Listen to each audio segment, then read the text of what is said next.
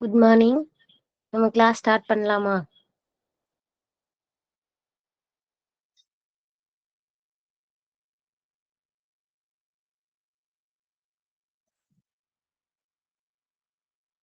Okay. இன்னைக்கு தான் வந்து நம்ம கிளாஸோட ஃபர்ஸ்ட் கிளாஸ் வந்து நம்ம ஸ்டார்ட் பண்ண போறோம். அதுல யூனிட் 1 பத்தி தான் யூனிட் 1 தான் வந்து இன்னைக்கு நம்ம ஸ்டார்ட் பண்ண போறோம். இப்போ நம்ம யூனிட் 1 பார்த்தோம்னா அதுல வந்து 4 சப் டாபிக் இருக்கு. என்ன இருக்கு? வைரஸ், பாக்டீரியா இருக்கு, ஃபைக்காலஜி இருக்கு, மைக்காலஜி இருக்கு. எல்லாருக்கும் ஆடிபிளா இருக்கா?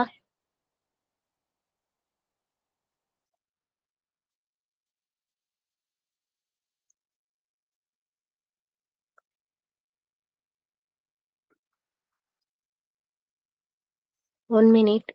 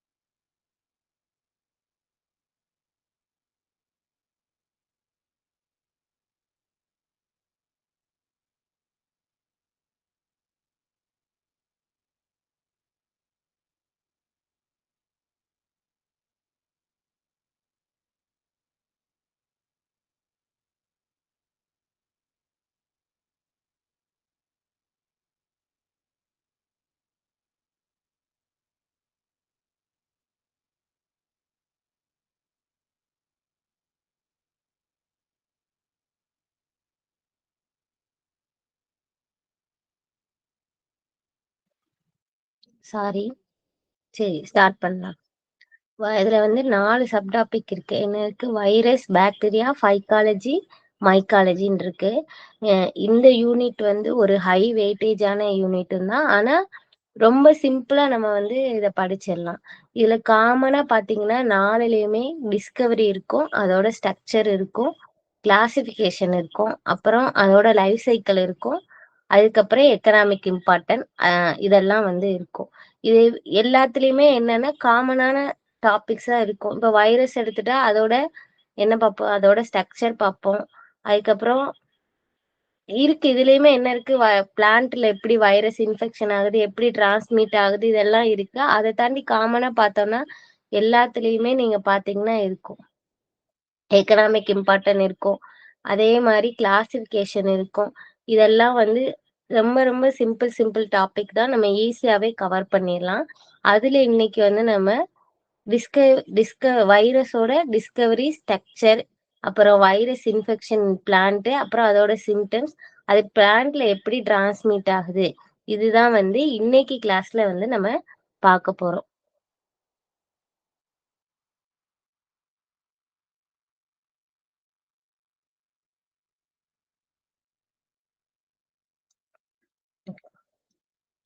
ஓகே. இப்ப வந்துட்டு நம்ம வைரஸ் வந்து போலாம். வைரஸ்னா என்னன்னா, நம்ம காமனாவே பார்த்திருப்போம். எல்லா ஆர்கானிசமுமே செல்லால ஆனது தான் அப்படின்றது தான் பேசிக் கான்செப்ட்டே. ஆனா, வைரஸ் மட்டும் என்னன்னு சொல்லுவோம்னா, ஏ செல்லுலார் அப்படின்னு சொல்லுவோம். ஏன்னா, அதுல வந்து ப்ராப்பரான சைட்டோபிளாசம் கிடையாது.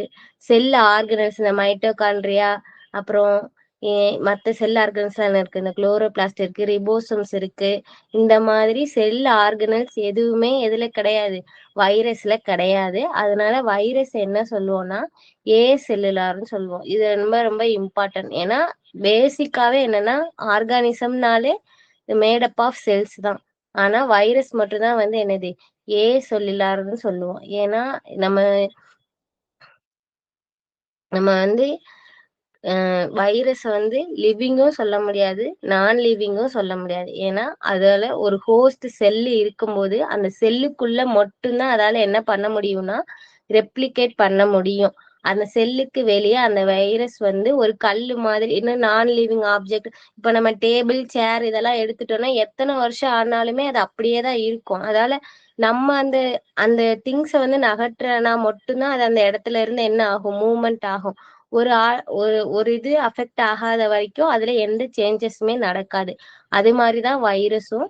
அதுக்கு ஒரு லிவிங் ஹோஸ்ட் கிடைக்கிற வரைக்குமே அது வந்து நான் லிவிங் ஸ்டேஜ்ல தான் இருக்கும். அதால எதுவுமே ரெப்ளிகேஷன் பண்ண முடியாது. எதுவுமே கிடையாது. ஒரு கல்லு மாதிரி தான். ஒரு லிவிங் ஹோஸ்ட் செல்லுக்குள்ள ஒரு வைரஸ் என்ட்ரி ஆனதுக்கு அப்புறமா தான் அது என்ன பண்ணும்னா, அந்த ஹோஸ்ட்ல இருக்கிற ரிபோசோம்ஸ், அதுல உள்ள ஆர்கனல்ஸ், அதுல உள்ள என்சைம், அந்த ஹோஸ்டுக்குன்னு இருக்கிற புரோட்டீன், அந்த ஹோஸ்ட்ல இருக்கிற எனர்ஜிய யூஸ் பண்ணி அது என்ன பண்ணும்னா ரெப்ளிகேட் நடக்கும். ஸோ அதனால தான் வந்து வைரஸ வந்து நான் லிவிங்குன்னு சொல்ல முடியாது, லிவிங்கும் சொல்ல முடியாது. ஏன்னா வைரஸ்ல வந்து லிவிங் திங்ஸுக்கான கேரக்டரும் இருக்கு, நான் லிவிங் திங்ஸுக்கான கேரக்டரும் இருக்கு. அதுக்கப்புறம் வைரஸ் எடுத்துட்டோம்னா, வைரஸ் வந்து நம்ம இப்ப நம்ம பார்க்க போறது பிளான்ட்ட அஃபெக்ட் பண்ற வைரஸ் மட்டும் தான். ஆனா வைரஸ் வந்து பிளான்ட்ட மட்டும் தான் அஃபெக்ட் பண்ணுமா? அப்படின்லாம் கிடையாது. அனிமலும் அஃபெக்ட் ஆகும். நம்ம ஹியூமன்ஸ்லயுமே வந்து என்ன இருக்கும், வைரஸ் வந்து அஃபெக்ட் ஆகும். இப்ப நம்ம எல்லாம் கூட 2019 மார்ச்ல இருந்து ஒரு 2, 3 இயர்ஸ் என்ன பெருசா ஒரு பேண்டமிக் மாரி நமக்கு அஃபெக்ட் ஆச்சுல்ல. நம்ம லைஃப் ஸ்டைலே அப்படியே புரட்டி போட்ட மாரி ஆயிருச்சு. என்ன நடந்துச்சு? கொரோனா வைரஸ் வந்து உலகத்தையே ஒரு ஆட்டு ஆட்டிட்டு போச்சுல்ல. அதெல்லாம் என்னது? ஹியூமன்ல அஃபெக்ட் ஆகுற வைரஸ். அதுக்கப்புறம் பாக்டீரியாவ அஃபெக்ட் பண்ற வைரஸும் இருக்கு. அதுக்கு எக்ஸாம்பிள் வந்து பாக்டீரியோ பேஜ். இப்ப அடுத்து பார்த்தோம்னா, வைரஸோட முக்கிய அம்சங்கள்னு சொல்லி குடுத்துருக்கோம்.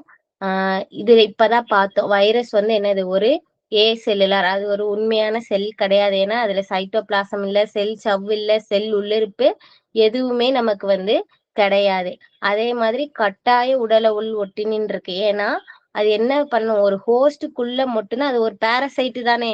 அதால என்ன பண்ண முடியாது? தானே தனக்கானத வந்து செஞ்சுக்க முடியாது. இன்னொரு இத டிபெண்ட் பண்ணி தான் இருக்கு. ஸோ கண்டிப்பா அது ஒரு லிவிங் ஹோஸ்டுக்குள்ள மட்டும் தான் அதால உயிர் வாழ முடியும். அதனால தான் அத வந்து என்ன சொல்றாங்க? கட்டாய உடல உள் ஒட்டுண்ணி. ஆப்ளிகேட் இன்ட்ரா செல்லுலார் பாராசைட்ன்னு சொல்லுவோம் இங்கிலீஷ்ல. நீங்க சைட் பை சைடு ஒரு கிளான்ஸ் வந்து இந்த பக்கம் இங்கிலீஷ்லயும் பார்த்துக்கோங்க. ஏன்னா டெஸ்ட் அப்போ உங்களுக்கு 2லயும் பார்க்குறப்ப வந்து கொஞ்சம் ஈஸியா வந்து அண்டர்ஸ்டாண்ட் பண்ண முடியும். அதுக்கு தான் நான் வந்து உங்களுக்கு 2மே வியூ பண்ற மாரி வச்சிருக்கேன். அ அதுக்கப்புறம் அ இது இதுலயே குடுத்துருக்காங்க. என்ன குடுத்துருக்காங்க? வைரஸ்கள் கட்டாய செல் உட் உட்கிலர் ஒட்டுண்ணிகள். அவை விருந்தோம்பி செல்லுக்கு வெளியே இனப்பெருக்கம் செய்யவோ அல்லது வளர்சிதை மாற்ற முறையை மேற்கொள்ளவோ முடியாது. கரெக்ட் தான். ஏன்னா, நம்ம செல் சைக்கிள் நம்ம வந்து இந்த கிளைகாலைசிஸ் சைக்கிள் இதெல்லாம் பார்த்திருப்போம். ஏன்னா, அதுல என்ன பண்ணணும், மைட்டோகாண்ட்ரியால நடக்கிற சைக்கிள்ஸ் இதெல்லாம் பார்த்திருப்போம். எனர்ஜிய ப்ரொடியூஸ் பண்ணி, அந்த எனர்ஜிய யூஸ் பண்ணி தான் அதுக்கான ஃபுட் எல்லாம் எடுத்துக்கும், செஞ்சுக்கும். இதுலதான் செல் ஆர்கனல்ஸே கிடையாதே! அப்ப அதால என்ன பண்ண முடியாது? அதுக்கான ஃபுட் அதால இது பண்ணிக்க முடியாது தானே! ஸோ, அதுல என்ன நடக்கு என்சைமே கிடையாது. என்சைம் இல்லாதப்ப அதுல என்ன எந்த மெட்டபாலிக் ஆக்டிவிட்டீஸுமே நடக்காது. வளர்சிதை மாற்ற செயலுக்கு என்சைம் ரொம்ப முக்கியம் தானே! ஏன்னா என்சைம் தான் வந்து வினையூக்கின்னு சொல்லி நம்ம படிச்சிருப்போம். என்சைம் இல்ல, செல் ஆர்கனலும் இல்ல. ஸோ, அதுல என்ன நடக்காது? எந்த மெட்டபாலிக் ஆக்டிவிட்டீஸுமே நடக்காது. அதுக்கப்புறம் இன்னொன்னு பார்ப்போம். என்னது? இதுல வந்து டிஎன்ஏ, ஆர்என்ஏ இதுதான் வந்து ஒரு ஆர்கனுக்கு பேசிக்கா. ஏன்னா அதானே நியூக்ளிக் ஆசிட் இதான் என்னது ஜெனடிக் மெட்டீரியல் எல்லாமே இங்க தானே இருக்கும் நமக்கு. ஸோ 2மே இருக்கு. டிஎன்ஏ வைரஸும் இருக்கு, ஆர்என்ஏ வைரஸும் இருக்கு. ஆனா ஒரு வைரஸ்ல வந்து என்ன இருக்காது? டிஎன்ஏ, ஆர்என்ஏ இந்த 2மே சேர்ந்த மாதிரி வைரஸ் இருக்காது. ஏதாவது ஒண்ணு தான் வந்து வைரஸ்ல வந்து நமக்கு இருக்கும். சில இதுல வந்து மினி வைரஸ்கள்ன்ற சில இதுல மட்டும் என்ன இருக்கும்னா 2ம் இருக்குமா. ஆனா அது வந்து ரேர் தான். ஆனா காமனா வந்து ஒண்ணு டிஎன்ஏ இருக்கும், இல்லைன்னா ஆர்என்ஏ தான் இருக்கும். அதே மாதிரி வைரஸ் தான் வந்து ரொம்ப சின்னதா இருக்கும். அதனால நானோமீட்டர் சைஸ்ல தான் இருக்கு நமக்கு. 20ல இருந்து 300 நானோமீட்டர் சைஸ் வரைக்கும் தான் இருக்கு. அதே மாதிரி வைரஸ் என்ன பண்ண முடியாது, நம்ம காமனா நம்ம லேப்ல எல்லாம் பார்த்த லைட் மைக்ரோஸ்கோப்ல என்ன பண்ண முடியாதுன்னா வைரஸ் வந்து பார்க்க முடியாது. எலக்ட்ரான் மைக்ரோஸ்கோப்ல மட்டும்தான் என்ன பண்ண முடியும், இந்த வைரஸ வந்து பார்க்க முடியும். அந்த அளவு வந்து வைரஸ் வந்து என்னது, ரொம்ப ரொம்ப ரொம்ப சின்ன ஆர்கானிசம். சரி. இப்ப வந்து வைரஸ்னா என்னன்னு சொல்லி பார்த்துட்டோம். இப்ப வைரஸ வந்து எப்படி கண்டுபிடிச்சாங்க அப்படின்ற ஒரு டிஸ்கவரிஸ் பத்தி பார்க்கலாம். ஃபர்ஸ்ட் வந்து அஹ் அடால்ஃப் மேயர்.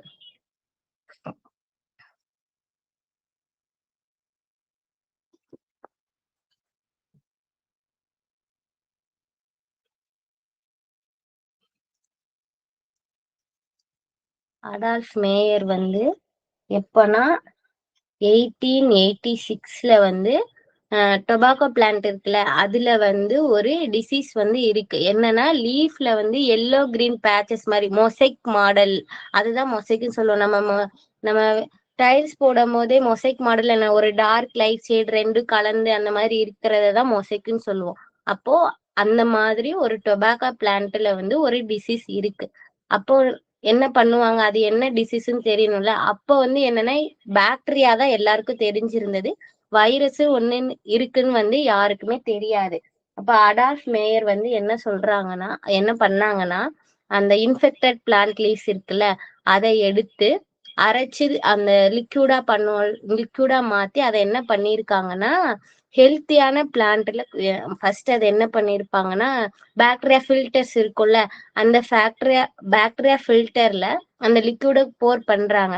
இப்ப பாக்டீரியாவா இருந்தா என்ன பண்ணும், அந்த லிக்யூட் மட்டும்தான் கீழே வரும். பாக்டீரியா வந்து அந்த ஃபில்ட்ரேட்லயே அந்த மேலேயே வந்து ஸ்டே ஆகிரும். இப்போ அந்த ஃபில்டரான சாப்பை வந்து நம்ம ஒரு ஹெல்த்தி பிளான்ட்ல கொடுக்கும்போது என்ன ஆகக்கூடாதுன்னா ஹெல்த்தி பிளான்ட்ல அஃபெக்ட் ஆகக்கூடாது. அப்படி அஃபெக்ட் ஆகாம இருந்துச்சுன்னா அது வந்து என்னது, பாக்டீரியா டிசீஸ்ன்னு சொல்லிட்டு கன்ஃபார்ம் பண்ணிடுவாங்க. ஆனா என்ன நடந்திருக்குன்னா அந்த ஹெல்த்தி பிளான்ட்ல வந்து இன்ஃபெக்ட் ஆகிருக்கு. சோ அவர் என்ன கண்டுபிடிச்சிருக்காரு, இந்த மாதிரி பாக்டீரியா இல்லாம ஒண்ணு இருக்கு. அது வந்து என்ன பண்ணுதுன்னா ஃபில்டர் பண்ணதுக்கு அப்புறம் கூட ஒரு ஹெல்த்தி பிளான்ட்ட அதோட அஃபெக்ட் பண்ண முடியும்னு சொல்லிட்டு கண்டுபிடிச்சிருக்காரு. பாக்டீரியா இல்லாம ஒண்ணு இருக்குன்னு சொல்லி கண்டுபிடிச்சிருக்காரு. ஆனா அப்போ இருந்த காலகட்டத்துல அவரால் இத வந்து என்ன பண்ண முடியல, ஃபர்தரா ப்ரொசீட் பண்ண முடியல. அதுக்கப்புறம்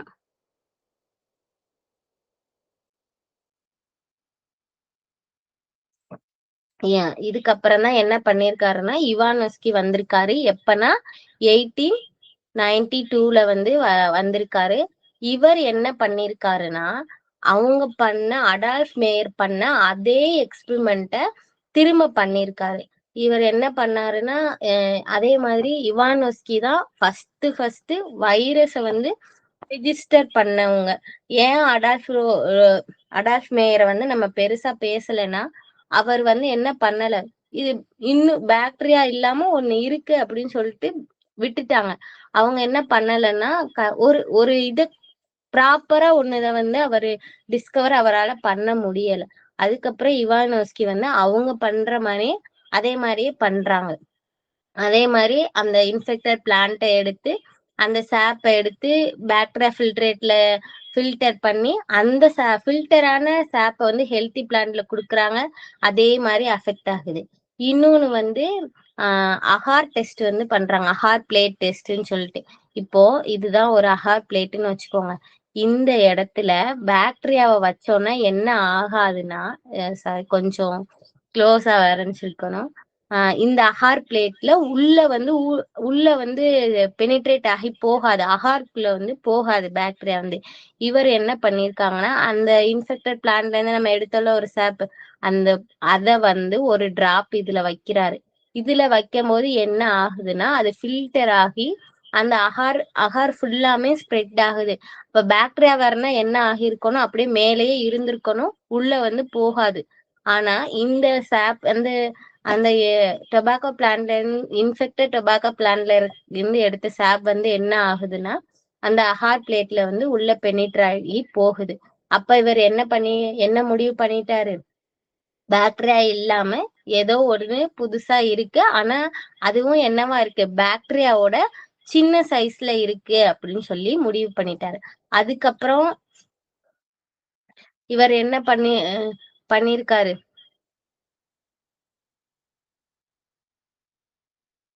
ஒரு நிமிஷம்.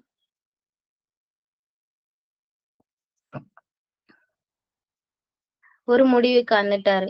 அதாவது இது வந்து என்ன பண்ணுது, அந்த ஃபில்ட்ரேட்டால ஒரு ஹெல்த்தியான பிளான்ட்ல கூட இன்ஃபெக்ட் பண்ண முடியும். அப்ப அதால ஒரு தொற்று முகர்னா என்னது? தொற்றை ஏற்படுத்த முடியும். அது வந்து பாக்டீரியாவோட சின்னதா இருக்கு அப்படின்னு சொல்லிட்டு இவானோஸ்கி வந்து முடிவு பண்ணியிருக்காரு. அதுக்கப்புறம் நாங்க உங்களுக்கு வந்து இங்க குடுத்துருக்கோம். இந்த எக்ஸ்பெரிமெண்ட்ல உங்களுக்கு எக்ஸாம் பாயிண்ட் ஆஃப் வியூல என்ன தெரிஞ்சுக்கிட்டா போதும். அததான் இவானோஸ்கி வந்து 1892ல பாக்டீரியாவை விட சிறியதா வந்து ஒரு தொற்றை ஏற்படுத்தக்கூடிய ஒரு ஆர்கானிசம் இருக்கு அப்படின்றத சொன்னது யாரு? இவானோஸ்கி வந்து சொன்னாரு. அதுக்கப்புறம் பெய்ஜெர்கின் வந்து 1898ல என்ன சொல்லியிருக்காருன்னா, ஒரு உயிருள்ள திரவம் அப்படின்னு சொல்லிட்டு வைரஸ வந்து சொல்லியிருக்காங்க. இது வந்து ரொம்ப ரொம்ப இம்பார்ட்டன்ட். பெய்ஜிங் கிரீன் தான் வந்து இந்த ஒர்க்குக்காக வந்து நோபல் பிரைஸ் வந்து வாங்கியிருப்பாரு. அவர் என்ன பண்ணியிருப்பாருன்னா, அதே மாதிரியே அந்த பாக்டீரியா வடிகட்டுல வந்து அந்த லிக்யூட வந்து என்ன பண்ணியிருப்பாருன்னா, ஃபில்டர் பண்ணியிருப்பாரு. இவங்களுக்கும் அதே மாரி என்ன ஆகியிருக்கும்னா, ஃபில்டர் ஆகியிருக்கும். அந்த ஃபில்டர பிளான்ட்க்கு குடுக்குறப்ப, அந்த ஹெல்த்தி பிளான்ட்டும் அஃபெக்ட் ஆகியிருக்கும். இவங்க இன்னொன்னு பண்ணியிருப்பாங்க. நம்ம வந்து டிஷ்யூ டிஷ்யூ கல்ச்சர்லாம் படிச்சிருப்போம். நம்மளால ஒரு ஆர்ட்டிஃபிஷியல் மீடியத்துல ஒரு செல்ல வந்து என்ன பண்ண முடியும்? ரெப்ளிகேட் பண்ணி குரோ பண்ண முடியும். ஆனா, இவங்க என்ன பண்ணியிருக்காங்கன்னா, 2 மீடியம் எடுத்திருக்காங்க. ஒண்ணுல வந்து பாக்டீரியா வந்து அதுக்கு தேவையான ஃபுட்டு, நியூட்ரியன்ட் இதெல்லாம் குடுத்து குரோ பண்ணியிருக்காங்க. பாக்டீரியா வந்து என்ன பண்ணியிருக்குன்னா, குரோ ஆகியிருக்கு. இதுவே ஒரு மீடியத்துல அவர் அந்த வ வைரஸ் அந்த இன்ஃபெக்டட் பிளான்ட்ல இருந்து எடுத்திருப்பாங்கல்ல, அத வந்து ஒரு ஒரு ஆர்ட்டிஃபிஷியல் மீடியத்துல அதுக்கு தேவையான ஃபுட்டு, நியூட்ரியன்ட் இதெல்லாம் குடுக்குறப்ப, என்ன ஆகலன்னா, குரோ ஆகல. ஆர்ட்டிஃபிஷியல் மீடியத்துல அது குரோ ஆகல. அப்போ இந்த ஆர்கானிசம் குரோ ஆகணும்னா, அதுக்கு ஒரு லிவிங் செல்ஸ் வந்து கண்டிப்பா தேவை. ஆர்ட்டிஃபிஷியலா அது என்ன பண்ண முடியாது, குரோ பண்ண முடியாது அப்படின்னு சொல்லி யார சொல்லியிருப்பாங்கன்னா, பெய்ஜிங்கிற்கு தான் வந்து சொல்லியிருப்பாங்க. இதனாலதான் அவங்க என்ன சொல்லியிருப்பாங்கன்னா, ம் தொற்று விஷம் திரவம்னா ஒரு அ விஷம்ன்றது வந்துட்டு பாய்சன் மீன்ஸ் அது வந்து என்னது இன்ஃபெக்ட் பண்ணுது தானே, ஒரு டிசீஸ வந்து பண்ணுது. இந்த டேர்ம் வந்து ரொம்ப ரொம்ப இம்பார்ட்டன்ட். தொற்று விவம் திரவம் இத சொன்னது யாருன்னா, பேஜினேக்கு தான் சொல்லியிருப்பாங்க. அதே மாதிரி வைரஸ்ன்ற வார்த்தைய ஃபர்ஸ்ட் சொன்னது யாருன்னா, பெய்ஜிங்க்கு தான் சொல்லியிருப்பாங்க. அ இதுவும் வந்து இந்த டேர்ம் வைரஸ் காயின்டு பை யாருன்னு கேட்டாலும் யாரு? பெய்ஜிங்க்கு தான் வந்து சொல்லணும். இதுல வந்து இம்பார்ட்டன்ட் சொல்லியிருக்கோம். வைரஸின் கருத்தை தொற்று விவம் திரவம் சொன்னது யாரு? பெய்ஜிங்க். இவ்வளவு வந்து நீங்க எக்ஸாம் பாயிண்ட் ஆஃப் வியூல இந்த எக்ஸ்பெரிமெண்ட்ல சொன்னா போதும். அதுக்கப்புறம் இவ்வளோ நாளா என்ன நினைச்சிட்டு இருந்திருக்காங்கன்னா, வைரஸ் வந்து பிளான்ட் மட்டும் தான் அஃபெக்ட் பண்ணுது. ஏன்னா ஃபர்ஸ்ட் டொபாக்கோ பிளான்ட்ல தானே அது பார்த்திருக்காங்க. வேற எதுலயுமே வந்து தெரியல. அதுக்கப்புறம் தான் ஃபர்ஸ்ட் அனி அ பே அனிமல் அஃபெக்ட் பண்ற வைரஸும் இருக்கு. அதே மாதிரி பாக்டீரியாவ அஃபெக்ட் பண்ற வைரஸ் கூட இருக்கு அப்படின்னு சொல்லி ஒவ்வொரு காலம் போக போக என்ன ஆகுது? ஒவ்வொன்னா வந்து டிஸ்கவர் பண்றாங்க. அது ஃபர்ஸ்ட் என்ன பண்றாங்கன்னா,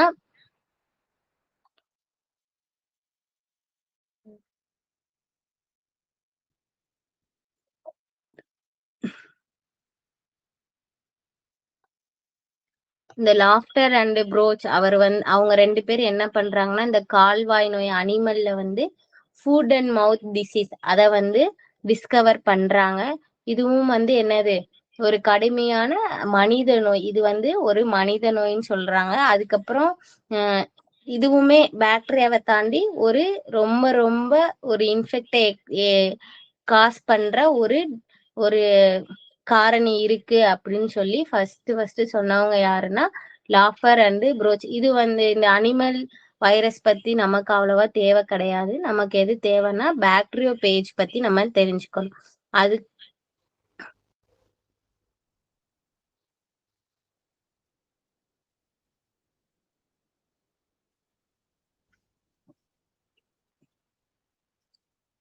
பிரெட்ரிக் டிவோட் அவங்களும் பெல்கிஸ் டி ஹெர்லே அவங்களும் என்ன பண்ணியிருக்காங்கன்னா பாக்டீரியோபேஜ் கண்டுபிடிச்சிருக்காங்க. பாக்டீரியாவை பாதிக்கிற ஒரு வைரஸ் இருக்கு. அதே மாதிரி இன்னொன்னு வைரஸ வந்து கிறிஸ்டலைஸ்டு ஃபார்ம்ல சொன்னவங்களும் இவங்க தானே. யாருக்காவது எனி ஐடியா இவங்க என்ன பண்ணிருப்பாங்க அப்படின்னு?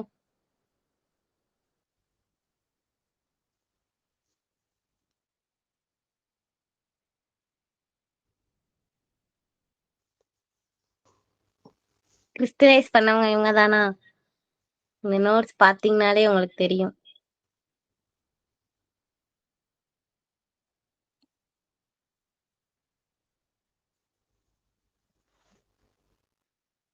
சரி, கிறிஸ்டலைஸ் பண்ணவங்க இவங்க கிடையாது. ஸ்டான்லி தான் வந்து கிறிஸ்டலைஸ் பண்ணியிருப்பாங்க. இவங்க என்ன பண்ணியிருப்பாங்க, ஃபீட்ரிக் டுவார்ட் அவங்க வந்து என்ன பண்ணியிருப்பாங்கன்னா பாக்டீரியாவை சாப்பிடுற வைரஸ் இருக்கு அப்படின்னு சொல்லி கண்டுபிடிச்சிருப்பாங்க. அதுக்கப்புறம் அதுக்கப்புறம் ரொம்ப இம்பார்ட்டன்டானது என்னதுன்னா ஸ்டெயின்லியோட எக்ஸ்பிரிமெண்ட் தான். அவங்களும் என்னதான் பண்ணியிருப்பாங்கன்னா டொபாக்கோ பிளான்ட்ல தான் வந்து என்ன பண்ணியிருப்பாங்க, எக்ஸ்பிரிமெண்ட் பண்ணியிருப்பாங்க. அந்த இது வரைக்குமே என்ன பண்ணியிருப்பாங்கன்னா அந்த டொபாக்கோ பிளான்ட்ல இந்த மாதிரி ஒரு வைரஸ்ன்ற ஒரு ஒரு ஆர்கானிசம் இருக்கு, அது டிசீஸ் காஸ் பண்ணுதுன்னு பார்த்திருப்பாங்க. இது வரைக்குமே யாருமே அந்த வைரஸ் எப்படி இருக்கும், அதோட ஷேப் என்ன, சைஸ் என்ன, இந்த மாதிரி எதுவுமே யாருக்குமே தெரிஞ்சிருக்காது. இந்த ஸ்டெயின்லி தான் வந்து என்ன பண்ணியிருப்பாங்கன்னா ஃபர்ஸ்ட் அந்த லீஃப்ல இருந்து இந்த டொபாக்கோ மொசைக் வைரஸ தனியா பிரிச்சு எடுத்திருப்பாங்க. அவங்க தான் வந்து இதுல வந்து புரோட்டீன் இருக்கு, இந்த நியூக்ளியோ புரோட்டீன் இதெல்லாம் இருக்கு அப்படின்னு சொன்னது வந்து ஸ்டான்லி தான். இதை என்ன பண்ணோம்னா கிறிஸ்டல் ஃபார்ம்னா நம்ம உப்பு மாதிரி அதை வந்து கிறிஸ்டலா மாத்திருக்காரு. சோ அது வந்து ஒரு லிவிங் செல்லுக்கு வெளியே ஒரு கிறிஸ்டல் ஸ்டேஜா கூட இருக்க முடியும். இந்த இங்க இருக்க உயிருள்ள செல்களை போலின்றி படிகங்களாக தனிமைப்படுத்தலாம். இதுதான் வந்து நான் லிவிங் கேரக்டர்.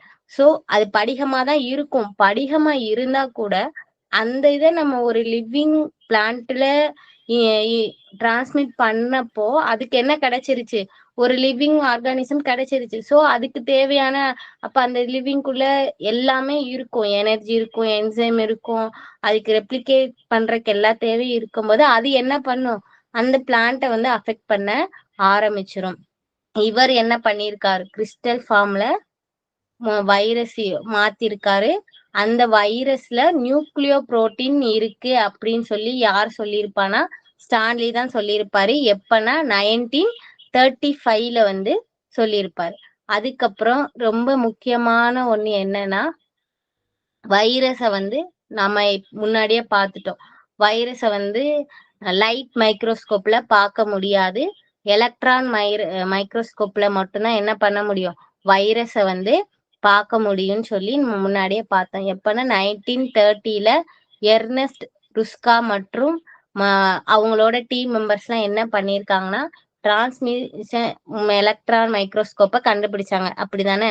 அதுக்கப்புறம் அந்த மைக்ரோஸ்கோப்ல 1939ல என்ன பண்றாங்கன்னா இந்த டொபாக்கோ மொசைக் வைரஸ் இருக்குல்ல, அந்த வைரஸ் இந்த எலக்ட்ரான் மைக்ரோஸ்கோப்ல வச்சு ஃபர்ஸ்ட் என்ன பண்றாங்க, வைரஸோட ஸ்ட்ரக்சர், அது என்ன சைஸ்ல இருக்கு, இதெல்லாம் ஃபர்ஸ்ட் எப்ப பார்த்தாங்கன்னா 1939ல தான் வந்து பார்த்தாங்க. இப்ப வந்து வைரஸோட டிஸ்கவரி எல்லாம் வந்து நம்ம பார்த்துட்டோம். ஃபர்ஸ்ட் எதுல பார்த்தோம், அடால்ஃப் மேயர் பார்த்தோம். அடால்ஃப் மேயர் வந்து என்ன பண்ணாரு, ஒரு மொசைக் வைரஸ், ஒரு மொசைக் பேட்டர்ன்ல ஒரு டிசீஸ் இருக்கு, அது வைரஸ் இல்லாம இந்த ஒண்ணு டிஃப்ரெண்டா இருக்கு அப்படின்னு சொல்லி கண்டுபிடிச்சாரு. அந்த காலத்துல அது மொசைக் வைரஸ்ன்னு கூட மொசைக் பேட்டர்ன்ல இருக்கு, அது டொபாக்கோ மொசைக் இன்ஃபெக்ஷன் அந்த இது கூட யாரும் சொல்லல. ஏன்னா அது எல்லோ பேட்ச் கிரீன் பேட்ச்ல இருக்கிறதுனால அப்ப அத எல்லோ ஸ்டைப் டிசீஸ் தான் வந்து சொன்னாங்க. ஆஹ் அப்புறம் யாரோட டிஸ்கவரிஸ்ல நம்ம பார்த்தோம்,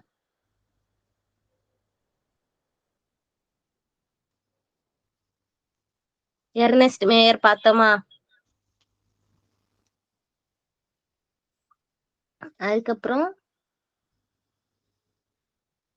பேஜின்ரிக் ஒர்க் பார்த்தோம். அதுக்கப்புறம் ஃபர்ஸ்ட் அனிமல் வைரஸ் அதை யாரு டிஸ்கவரி பண்ணாங்க, பாக்டீரியாவை அஃபெக்ட் பண்ற வைரஸ் எல்லாம் பாக்டீரியா பேஜ்னு சொல்லுவோம். அதை டிஸ்கவரி பண்ணவங்க யாருன்னு பார்த்தோம். அதுக்கப்புறம் ஸ்டான்லி என்ன பண்ணியிருக்காரு, வைரஸை வந்து கிறிஸ்டர் ஃபார்ம்ல வந்து உருவாக்குனது யாருன்னா ஸ்டான்லி தான் பண்ணியிருப்பாங்க. அவர் தான் என்னவும் பண்ணியிருப்பாரு, வைரஸ் வந்து ஒரு நான் செல்லுலார், அது நம்ம முன்னாடியே பார்த்துட்டோம். ஏன்னா அதுல எந்த ஆர்கனல்ஸும் இல்லதானே. அதுக்கப்புறம் நியூக்ளியோ புரோட்டீன் இருக்கு அப்படின்னு சொல்லி யார் சொல்லியிருப்பாங்க, ஸ்டைன்லி தான் சொல்லியிருப்பாங்க. அப்புறம் 1939 வந்து டைரக்டா எலக்ட்ரான் மைக்ரோஸ்கோப்ல வைரஸோட சைஸு, ஷேப்பு, அதோட சமச்சீர் என்ன, அதோட ஸ்ட்ரக்சரல் ஆர்கனைசேஷன் என்ன, இதெல்லாம் சொல்லி பார்த்திருப்போம். இதோ வரைக்கும் டிஸ்கவரி முடிஞ்சிருச்சு. இதுல யாருக்காவது ஏதாவது டவுட் இருக்கா?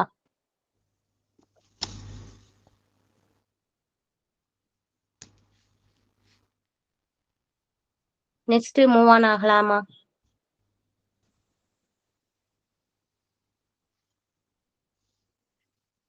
சரி, இப்போ நம்ம ஆல்ரெடி வைரஸ பத்தி காமனா பார்த்துட்டோம். அதோட ஜெனரல் கேரக்டர்னு வந்தாலே அதே தான் இருக்கும். வைரஸ் வந்து ஒரு உண்மையான செல் கிடையாது. ஏன்னா அதுல செல் சுவர் இல்ல, பிளாஸ்மா சவ் இல்ல, சைட்டோபிளாசம் இது எதுவுமே இல்ல. அதே மாதிரி அளவுல வந்து என்னது ரொம்ப சின்னது, 20ல இருந்து 300 நானோமீட்டர் வரைக்கும் தான் இருக்கும். அதே மாதிரி என்னது, ஒரு லைட் மைக்ரோஸ்கோப்பால அதை பார்க்க முடியாது. எலக்ட்ரான் மைக்ரோஸ்கோப்ல மட்டும்தான் அதை பார்க்க முடியும். அதே மாதிரி இதுல என்ன இருக்கும், நியூக்ளியோ புரோட்டீன் இருக்குன்னு பார்த்தோம். அப்போ அதுல நியூக்ளிக் ஆசிட்டும் புரோட்டீனும் வந்து ரெண்டும் சேர்ந்து இருக்கும். அதே ஏன்னா டிஎன்ஏ இல்லைன்னா ஆர்என்ஏ இருக்கும், அதை சுத்தி வந்து புரோட்டீன் கோட் வந்து இருக்கும், கேப்சிடுன்னு சொல்லுவோம். அதுக்கடுத்து நம்ம இன்னும் டீட்டெயிலா வந்து பார்ப்போம். சில இதுல இந்த கேப்சிட்டுக்கு வெளியே ஒரு உரை மாதிரி இருக்கும். மேபி அது வந்து என்னெல்லாம் இருக்கும், லிப்பிடு கார்போஹைட்ரேட் என்வலப் வந்து இருக்கும். இந்த லிப்பிடு கார்போஹைட்ரேட்டுமே வைரஸால வந்து உருவானது கிடையாது, அதோட ஹோஸ்ட் செல்லு மூலமா உருவானதா தான் வந்து இருக்கும். அதே மாதிரி முன்னாடியே பார்த்துட்டோம், ஆர்என்ஏ டிஎன்ஏ ரெண்டுமே வந்து ஒரே வைரஸ்ல வந்து இருக்காது. இதுல வந்து விரியன் சொல்லிட்டு கொடுத்துருப்போம், வைரஸ் விரியான் ரெண்டுமே பார்த்திருப்போம். ரெண்டுமே வந்து ஒன்னா இல்ல வேற வேறையா பார்த்தோம்னா ரெண்டுக்குமே ஒரு சின்ன டிஃப்ரெண்ட். இப்ப நம்ம காமனா எல்லாமே வைரஸ் அப்படின்னு தான் பாக்குறோம். விரியான்னா என்னன்னா இன்ஃபெக்டடா வைரஸ் தான், இன்ஃபெக்ட் பண்ற வைரஸ், இன்ஃபெக்டடான வைரஸ், அதை தான் வந்து என்ன சொல்லுவோம்னா விரியன் சொல்லி சொல்லுவோம். ரெண்டும் ஒண்ணுதான். இன்ஃபெக்டியஸ் வைரஸ், இன்ஃபெக்ட ஏற்படுத்துற வைரஸ், அந்த ஸ்டேஜ்ல வந்து என்ன சொல்லுவோம், விரியான் தான் சொல்லுவோம். ஆனா இப்ப அந்த டேர்ம் அவ்வளவா யூசேஜ்ல இல்ல. எல்லாத்தையுமே காமனா நம்ம என்னதான் சொல்றோம், வைரஸ்ன்னு தான் வந்து சொல்றோம். அதே மாதிரி எக்ஸாம்பிள் கொடுத்துருக்காங்க. நம்ம பார்த்த வேற டிஎன்ஏ வைரஸ் இருக்கு, ஆர்என்ஏ வைரஸ் இருக்கு. டிஎன்ஏ வைரஸ்க்கு எக்ஸாம்பிள் என்ன, D4 பாக்டீரியா பேஜ், அடினோ வைரஸ், இதெல்லாம் வந்து என்னது டிஎன்ஏ வைரஸ். ஆர்என்ஏ வைரஸ் வந்து என்னது, டிஎம்பினா tobacco mosaic virus, RNA virus தான். இன்ஃபுளுயன்சா வைரஸ் என்னது, ஆர்என்ஏ வைரஸ் தான். அதுக்கப்புறம் முன்னாடியே பார்த்தோம், ஒரு ஹோஸ்டுக்கு வெளியே வைரஸால வளர முடியாது. ஹோஸ்டோட ரிபோசோம், அதோட என்சைம், அதோட எனர்ஜி யூஸ் பண்ணி மட்டும்தான் வைரஸால வாழ முடியும். அதே மாதிரி வைரஸை வந்து ஹோஸ்ட் ஸ்பெசிஃபிக்னு சொல்லுவோம். எல்லா வைரஸும் எல்லா ஹோஸ்ட்லயும் க்ரோ ஆகும்னா கிடையாது. இந்த வைரஸ் இதை மட்டும்தான் அஃபெக்ட் பண்ணும். இப்ப டொபாக்கோ மொசைக் வைரஸ்னா டொபாக்கோ பிளான்ட்டை மட்டும்தான் அஃபெக்ட் பண்ணும். இந்த மாதிரி ஒரு ஹோஸ்ட் ஸ்பெசிஃபிக்கானது தான் வந்து என்னதுன்னா வைரஸ். அதே மாதிரி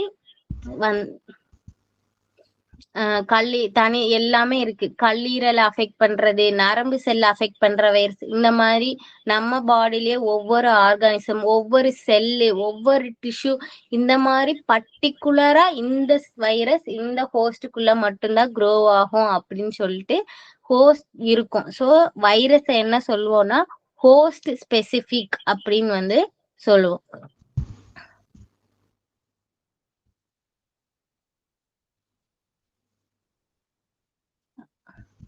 முன்னாடியே பார்த்துட்டோம், வைரஸ் வந்து உயிர் உள்ளவைக்கும் இல்லாதவைக்கும் நடுவுல இருக்கு. ஏன்னா அதால கிறிஸ்டல் ஃபார்ம்லயும் இருக்க முடியும், அதால ஒரு லிவிங் செல்லுக்குள்ளயும் இருக்க முடியும்.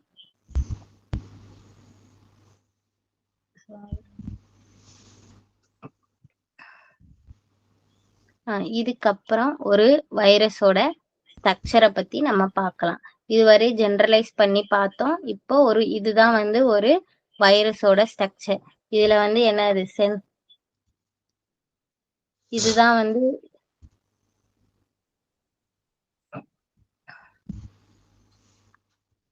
டிஎன்ஏ, ஆர்என்ஏ இதெல்லாம் வந்து இந்த இடத்துலதான் இருக்கும். அதுக்கப்புறம் புரத கேப்சிட் வந்து இதுல இருக்கு. அதுக்கப்புறம் இந்த உரை வந்து எல்லா வைரஸ்லயும் இருக்காது, சில வைரஸ்ல மட்டும்தான் இருக்கும். அதே மாதிரி இங்க ஒரு ப்ரொஜெக்ஷன் இருக்கு இல்லையா,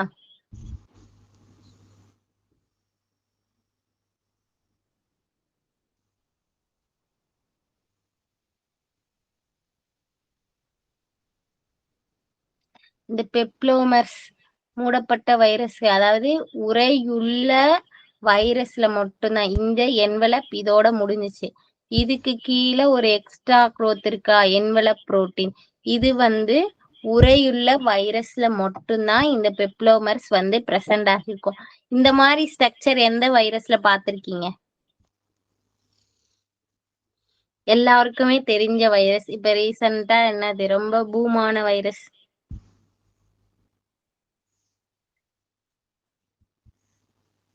சொல்றீங்களா யாராச்சும்?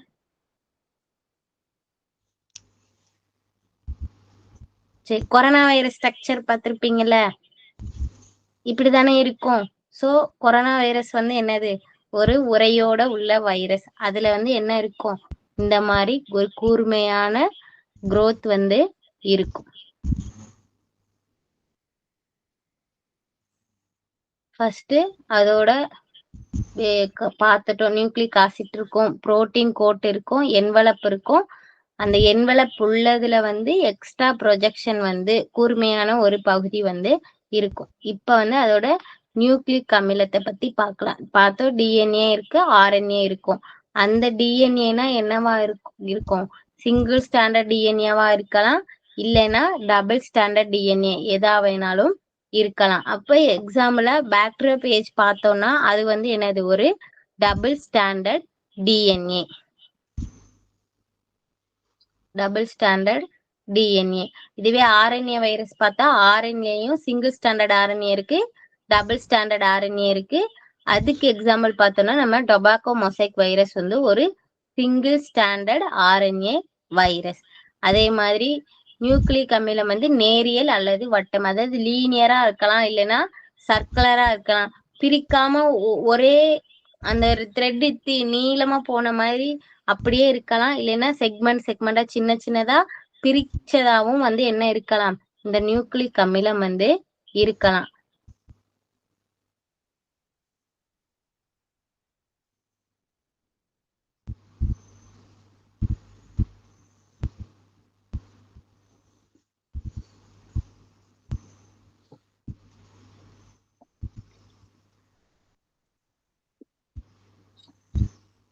அதே மாதிரி இதுல நம்ம பார்த்த புரோட்டீன் வந்து வைரஸ்ல இருக்கு. சில இதுல என்ன இருக்குன்னா என்சைம் வந்து ரெப்ளிகேஷனுக்கு தேவையான என்சைம் வந்து இருக்கு, ஆனா அது மோஸ்ட்லி இருக்காது, சில வைரஸ்ல மட்டும் நமக்கு இருக்கு. அதே மாதிரி இப்ப கேப்சிட்டை பத்தி பார்த்தோம்னா அந்த டிஎன்ஏவை சுத்தி ஒரு புரத அமைப்பு வந்து இருக்கும். அதுதான் என்ன பண்ணும்னா டிஎன்ஏ ஆர்என்ஏ வந்து ஒரு பாதுகாத்து இருக்கும். ஏன்னா டிஎன்ஏ ஆர்என்ஏ வந்து ஒரு டெலிகேட்டான ஸ்ட்ரக்சர், அது என்ன பண்ணி சீக்கிரம் பிரேக் ஆகிரும், டேமேஜ் ஆகிரும். இந்த பிசிக்கல் டேமேஜ்ல இருந்தும் மற்ற எல்லா இன்ஃபெக்ட் ஆகாம அந்த வைரஸை பாதுகாக்கிறது என்னன்னா இந்த புரோட்டீன் கோட்டு தான் வந்து என்ன பண்ணும்னா நியூக்ளிக் அமிலத்தை வந்து ப்ரொடெக்ட் பண்ணும். அதே மாதிரி கேப்சோமியர் அப்படின்றது என்னன்னா இந்த கேப்சிட்ன்ற அதோட ஸ்மாலர் யூனிட் தான் வந்து கேப்சோமியர். நிறைய கேப்சோமியர் சேர்ந்துதான் ஒரு கேப்சிட்டை ஃபார்ம் பண்ணி ஒரு வைரஸோட நியூக்ளிக் அமிலத்தை வந்து என்ன பண்ணும், ப்ரொடெக்ட் பண்ணும். அதுதான் வந்து அந்த கேப்சிட் தான் வைரஸ்க்கு ஒரு ஸ்ட்ரக்சரையே வந்து கொடுக்கும். இந்த இங்க கொடுத்துருக்காங்களா, கேப்சிட் வந்து என்ன பண்ணும், என்சைம் செரிமானம் நடக்கிறதுல இருந்து நியூக்ளிக் டிஎன்ஏ ஆர்என்ஏ வந்து பாதுகாக்கும். அதோட பிசிக்கல் கெமிக்கல் டேமேஜ்ல இருந்து டிஎன்ஏ ஆர்என்ஏவை வந்து பிசிக்கல் கெமிக்கல் டேமேஜ்ல இருந்து என்ன பண்ணும், ப்ரொடெக்ட் பண்ணும். அது மட்டும் இல்லாம இன்னொன்னு என்ன பண்ணுது, ஒரு ஹோஸ்ட் செல் வைரஸை வந்து ஒரு ஹோஸ்ட் செல்லோட ஜாயின் பண்றது என்னது, கேப்சிட் தான் வந்து ஜாயின் பண்ணும். அதே மாதிரி ஹோஸ்ட் ஸ்பெசிபிக்னு சொல்லி நம்ம பார்த்தோம். இந்த வைரஸ் இந்த ஆர்கான் இந்த ஹோஸ்ட்டை மட்டும்தான் அஃபெக்ட் பண்ணும். இதை வந்து தீர்மானிக்கிறது எதுனா இந்த கேப்சிட் தான் வந்து தீர்மானிக்கும். அதுக்கப்புறம் ஆன்டிஜெனிசிட்டின்னு கொடுத்துருக்காங்களா, அப்படின்னா என்னன்னா நமக்கு நோய் எதிர்ப்பு சக்தி இருக்குன்னு சொல்லி எல்லா ஆர்கானிசமுக்குமே ஒரு டிசீஸை எதிர்த்து போராடுற திறன் இருக்கும். அப்போ அது நமக்கு தெரியும்ல. ஒரு இப்போ வைரஸே வந்து நமக்கு அஃபெக்ட் ஆகுதுன்னா அது என்ன பண்ணும், நம்ம நோய் எதிர்ப்பு சக்தி வந்து அதை எதிர்த்து போராடும். முடிஞ்ச அளவுக்கு அது எதிர்த்து போராடும். அந்த வைரஸ் அதை விட ஸ்ட்ரென்த்தா இருந்தா என்ன பண்ணும், அந்த செல்ஸ் எல்லாம் நம்ம செல்ஸ் எல்லாம் பிரேக் டவுன் பண்ணி அது வந்து டாமினேட் பண்ணி வளர்ந்துரும். அந்த மாதிரி இந்த கேப்சிட் என்ன பண்ணும்னா ஒரு வெளியாள் மாதிரி செயல்பட்டு நான் வந்து உன்னை அஃபெக்ட் பண்ண போறேன் அப்படின்ற ஒரு உணர்வை வந்து வைரஸ்க்கு கொடுத்து அதை வந்து என்ன பண்ணும், ஒரு ஆன்டிபாடினா என்னது, ஒரு எதிர்ப்பு திறனை வந்து வைரஸ்க்கு உருவாக்குறதுக்கு காரணமா இருக்கிறது யாருன்னா இந்த கேப்சிட் தான். அதுதான் வந்து ஆன்டி ஜெனிசிட்டியா வந்து செயல்படுதுன்னு சொல்லி கொடுத்துருக்காங்க.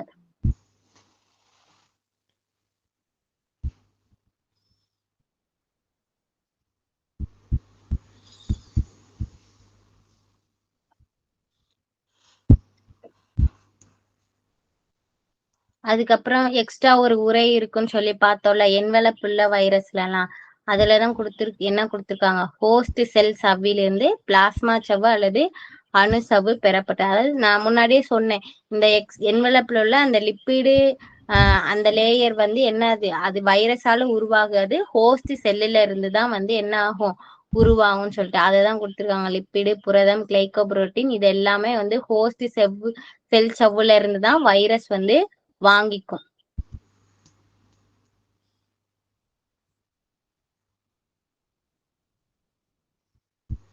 அதுக்கப்புறம் உரை இல்லாத செல்லு 2 பார்த்தோம்.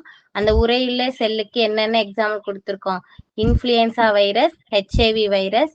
அதுக்கப்புறம் நிறைய அனிமல் வைரஸ் எல்லாமே என்வலப்பா தான் வந்து இருக்கும்.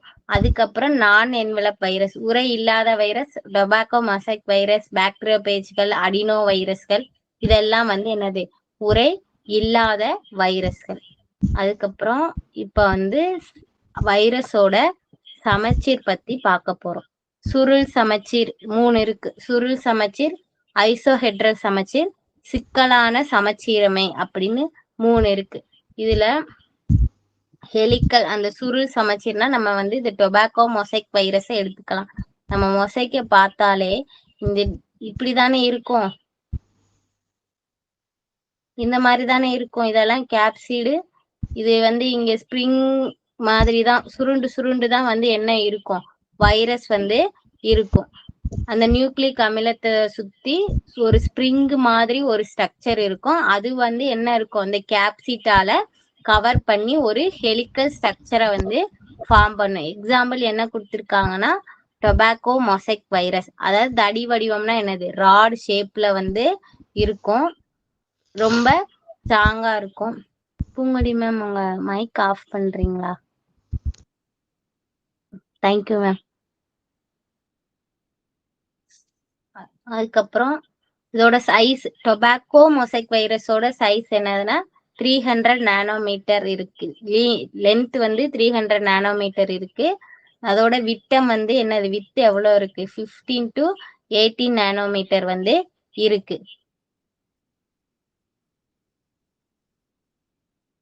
இதுல அதே மாதிரி அதோட புரத துணைன்னு கொடுத்துருக்காங்க. இதுல உங்களுக்கு எடுக்காம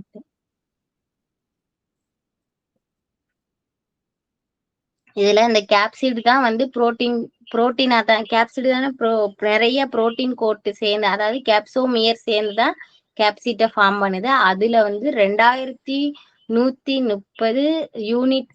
யூனிட் சேர்ந்து இருக்கு அப்படின்னு சொல்றாங்க. அதே மாதிரி இதுல முன்னாடியே பார்த்தோம், சிங்கிள் ஸ்டாண்டர்ட் ஆர்என்ஏக்கு எக்ஸாம்பிள் என்ன பார்த்தோம், டொபாக்கோ மொசைக் வைரஸ். ஸோ இதுல சிங்கிள் ஸ்டாண்டர்ட் ஆர்என்ஏ தான் வந்து இருக்கும். மையத்துல வந்து சுருள் வடிவுல வந்து ஒண்ணு சுத்தி இருக்கும்னு சொல்லி கொடுத்துருக்காங்க. முக்கியமா நம்ம பிளான்ட் வைரஸ்ன்னு எடுத்துட்டாலே இந்த டொபாக்கோ மொசைக் வைரஸ் ரொம்ப ரொம்ப இம்பார்ட்டன்ட். எல்லாருமே என்ன பண்ணிருப்பாங்க, இதுலதான் வந்து எக்ஸ்பெரிமெண்ட் பண்ணிருப்பாங்க. அதே மாதிரி இந்த ஹெலிக்கல் ஸ்ட்ரக்சர்ல உள்ள அனிமலுக்கு வந்து ராபிஸ் வைரஸ் இதெல்லாம் வந்து என்ன இருக்கு, ஹெலிக்கல்ல இருக்கு. மோஸ்ட்லி பிளான்ட் வைரஸ்னாலே அது என்னதான் இருக்குன்னா சுருள் வடிவுல தான் இருக்கும். இப்ப வந்து என்ன பார்க்க போறோம்னா ஐசோஹெட்ரல் வைரஸ் பத்தி பார்க்க போறோம். இந்த ஐசோஹெட்ரல் வடிவ இந்த ஸ்ட்ரக்சர் நம்ம எல்லாரும் படிச்சிருப்போம், கியூபாய்டு ஸ்ட்ரக்சர். இந்த மாதிரி ஸ்ட்ரக்சர் வந்து இருக்கும். இதுக்கு நடுவுல என்ன இருக்கும், டிஎன்ஏ ஆர்என்ஏ எல்லாம் நமக்கு பிரசன்ட் ஆகிருக்கும். அதுதான் கொடுத்திருக்காங்க. 20 முக்கோண முகங்களும் 12 முனைகளும் கொண்ட ஒரு வழக்கமான திடப்பொருள் இங்க கொடுத்துட்டாங்களா. கேப்சோமியர் கோள கனசதுர தோற்றத்தை உருவாக்க சமச்சீராக அமைக்கப்பட்டிருக்கும். இந்த ஸ்ட்ரக்சர்ல வந்து கேப்சோமியர் வந்து இருக்கும். இதுக்கு எக்ஸாம்பிள் என்ன கொடுத்திருக்காங்கன்னா அடினோ வைரஸ், போலியோ வைரஸ். இது வந்து அனிமல் வைரஸ் தானே, இங்கேயே கொடுத்துட்டாங்க, சுவாச தொற்றுக்களை ஏற்படுத்தும் போலியோ வைரஸ் அப்படின்னு. இதுல நம்ம இம்பார்ட்டன்டா சொல்றது வந்து நான் ஒரு 2 பிளான்ட் வைரஸ் சொல்றேன், அது வந்து நோட் பண்ணி வச்சுக்கோங்க.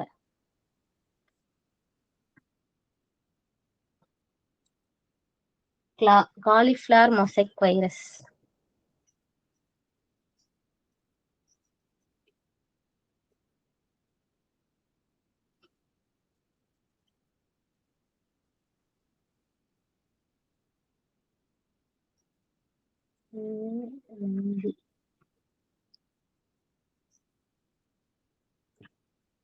இது என்ன பண்ணும்னா, முட்டைக்கோஸ் இருக்குல்ல, முட்டைக்கோஸ் காலிஃபிளவர் இந்த ரெண்டுலயுமே இந்த வைரஸ் வந்து இன்ஃபெக்ட ஏற்படுத்தும், டிசீஸ் காஸ் பண்ணும். அது மாதிரி கௌப்பி, நம்ம தட்டாம்பயிர் இருக்குல்ல, அதுல கௌப்பி மொசைக் வைரஸ் தட்டாம்பயிர்ல வந்து டிசீஸ வந்து காஸ் பண்ணும். அதுக்கப்புறம் நிறைய இருக்கு, பீன்ல இருக்கு. அப்புறம் இந்த டர்னிப் இருக்குல்ல, அது தமிழ்ல இந்த பீட்ரூட் மாதிரியே ஒயிட் கலர்ல இருக்கும்ல, அந்த டர்னிப்ல வந்து இன்ஃபெக்ட் ஏற்படுத்து. அது வந்து என்னதுன்னா turnip yellow mosaic virus. Turnip yellow mosaic virus.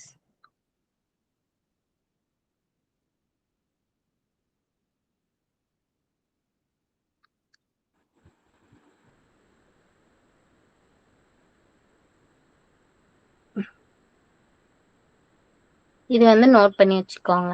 இதுன்னா ஐசோஹெட்ரல் வைரஸ் வந்து மோஸ்ட்லி அனிமல்ஸ்ல தான் இருக்கும், ரேரா வந்து பிளான்ட்ல இருக்கும். அதுல வந்து ஐசோஹெட்ரல் ஷேப்ல உள்ள பிளான்ட் வைரஸ் வந்து காலிஃபிளவர் மொசைக் வைரஸ். இது வந்து காலிஃபிளவர் கேபேஜ் ரெண்டுலயுமே டிசீஸ் காஸ் பண்ணும். Coffee mosaic virus cowpea plant, அதாவது தட்டாம்பயிர்ல வந்து டிசீஸ் காஸ் பண்ணும். டர்னிப் எல்லோ மொசைக் வைரஸ் வந்து டர்னிப் பிளான்ட்ல வந்து டிசீஸ் வந்து காஸ் பண்ணும். சொல்லுவாங்க. ஆமா ma'am. Okay, thank you ma'am. Okay ma'am.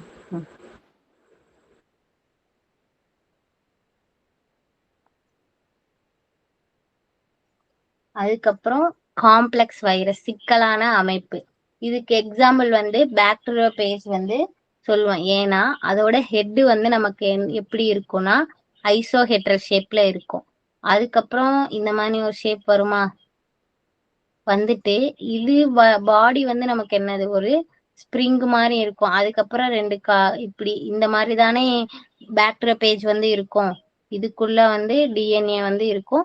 இந்த மாதிரி ஹெலிக்கல் ஸ்ட்ரக்சரும் இருக்கு, ஐசோஹெட்ரல் ஸ்ட்ரக்சரும் இருக்கு. இந்த மாதிரி எல்லா ஸ்ட்ரக்சரும் சேர்ந்து இருக்கிறதுனால இது சிக்கலான வைரஸ்ன்னு சொல்லுவோம். காம்ப்ளெக்ஸ் வைரஸ்க்கு ரொம்ப ரொம்ப முக்கியமான எக்ஸாம்பிள் வந்து T4 பேஜ், பாக்டீரியோபேஜ், வைரஸ் தான் இங்கே கொடுத்திருக்காங்க. ஐசோஹெட்ரல் கேப்சிட் வந்து தலையா இருக்கும். இரட்டை இலைகள் கொண்ட டபுள் ஸ்டாண்டர்ட் டிஎன்ஏ வந்து இதுல வந்து இருக்கும். இங்கே கழுத்து வந்து இத வந்து காலர்னு சொல்லுவோம். இங்க டெய்ல் இருக்கும். இந்த டெய்லையும் ஹெட்டையும் ஜாயின் பண்றதுதான் வந்து என்னது இந்த காலரோட ஃபங்க்ஷன். அதே மாதிரி அந்த டெய்ல்ல வந்து சுருங்கும் முறை இருக்குன்னு சொல்றாங்க. இந்த குழாய் இந்த இந்த போர்ஷன் இருக்கு இல்லையா, இந்த இது வந்து மொத்த அந்த வைரஸுமே ஒரு ஹோஸ்டுக்குள்ள போகாது. இதோட டிஎன்ஏ மட்டும்தான் என்ன பண்ணும்னா ஒரு ஹோஸ்டுக்குள்ள போகும். இந்த டெயில் வந்து சுருங்கி விரியறதுனால இந்த ஹெட்ல உள்ள டிஎன்ஏ வந்து ஒரு ஹோஸ்டுக்குள்ள ஈஸியா மூவ் ஆன் ஆகி போயிடும்.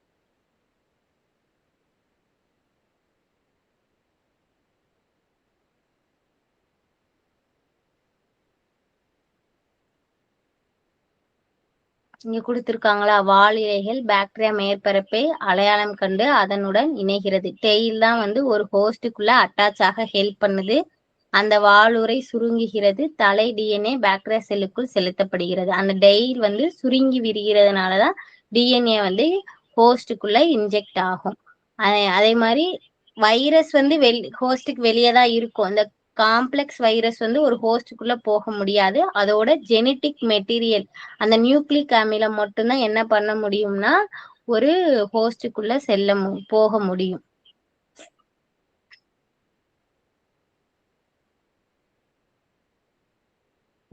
இப்பதான் மொசைக் வைரஸ பத்தி இப்பதான் நம்ம பார்த்தோம். இங்கதான் உங்களுக்கு வந்து இதுக்கு முன்னாடி பேஜஸ்ல பார்த்தோம்ல, அத வந்து உங்களுக்கு ஷார்டன் பண்ணி கொடுத்துருக்கு. நீங்க இதை மட்டுமே என்ன பண்ணிக்கலாம், பாத்துக்கலாம். இவானோஸ்கி கொடுத்துருக்கு, அடுத்து பேஜினர்க் இருக்கு, அடுத்து லோபர் பத்தி இருக்கு, அப்புறம் வால்டர் ரீட் பத்தி இருக்கு, டிவோட் இருக்கு, அப்புறம் ஸ்டான்லி இருக்காங்க, அப்புறம் எலக்ட்ரா மைக்ரோஸ்கோப். இவங்க எல்லாத்தையும் ஒரு ஷார்டன் பண்ணி ஒரு குட்டி நோட்ஸா வந்து உங்களுக்கு கொடுத்துருக்கோம். அதை நீங்க ரீட் பண்ணி பார்த்தாலே உங்களுக்கு வந்து என்ன பண்ணிக்கலாம், புரியும். ஏன்னா முன்னாடி உள்ளதுதான் இதுலயுமே இருக்கு. நான் முன்னாடியே சொன்னேன், விரியான்னா என்னது, ஒரு தொற்று வைரஸ், இன்ஃபெக்டியஸ் வைரஸ், இன்ஃபெக்ட் பண்ற வைரஸ் தான் வந்து என்ன சொல்லுவோம், விரியன்ஸ் வந்து சொல்லுவோம். இதுவும் வந்து ரெண்டுமே ஒண்ணுதான். இன்ஃபெக்டியஸ் வைரஸ விரியன் அந்த டேர்ம் வந்து யூஸ் பண்ணுவோம். இப்ப நம்ம பார்த்தோம் சுருள் வடிவ வைரஸ், ஐசோஹெட்ரல் வைரஸ், சிக்கலான வைரஸ், இதுக்கெல்லாம் எக்ஸாம்பிள் வந்து இருக்கு. இப்ப என்ன பார்க்க போறோம்னா தாவரங்களில் வைரஸ் தொற்று மற்றும் அவற்றின் அறிகுறிகள். பிளான்ட்ல இன்ஃபெக்ட் ஏற்படுத்துற வைரஸ் பத்தி பார்க்க போறோம்.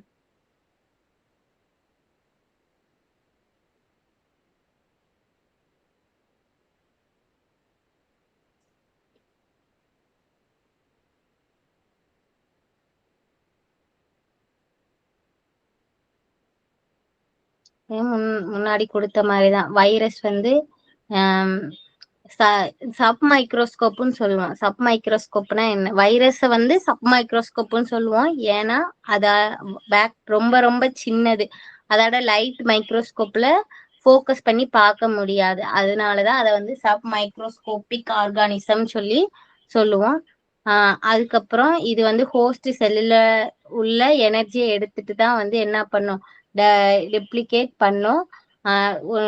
சிங்கிள் ஸ்டாண்டர்ட் ஆர்என்ஏ இருக்கலாம், இல்ல டிஎன்ஏ வைரஸ் இருக்கு, கேப்சிட் இருக்கும். அதே மாதிரி ஒரு வைரஸால டைரக்டா ஒரு பிளான்ட்டை வந்து என்ன பண்ண முடியாது, ஒரு பிளான்ட்டுக்குள்ள போக முடியாது. நம்மளா ஒரு வெக்டார் வச்சு இன்ஜெக்ட் பண்ணலாம்.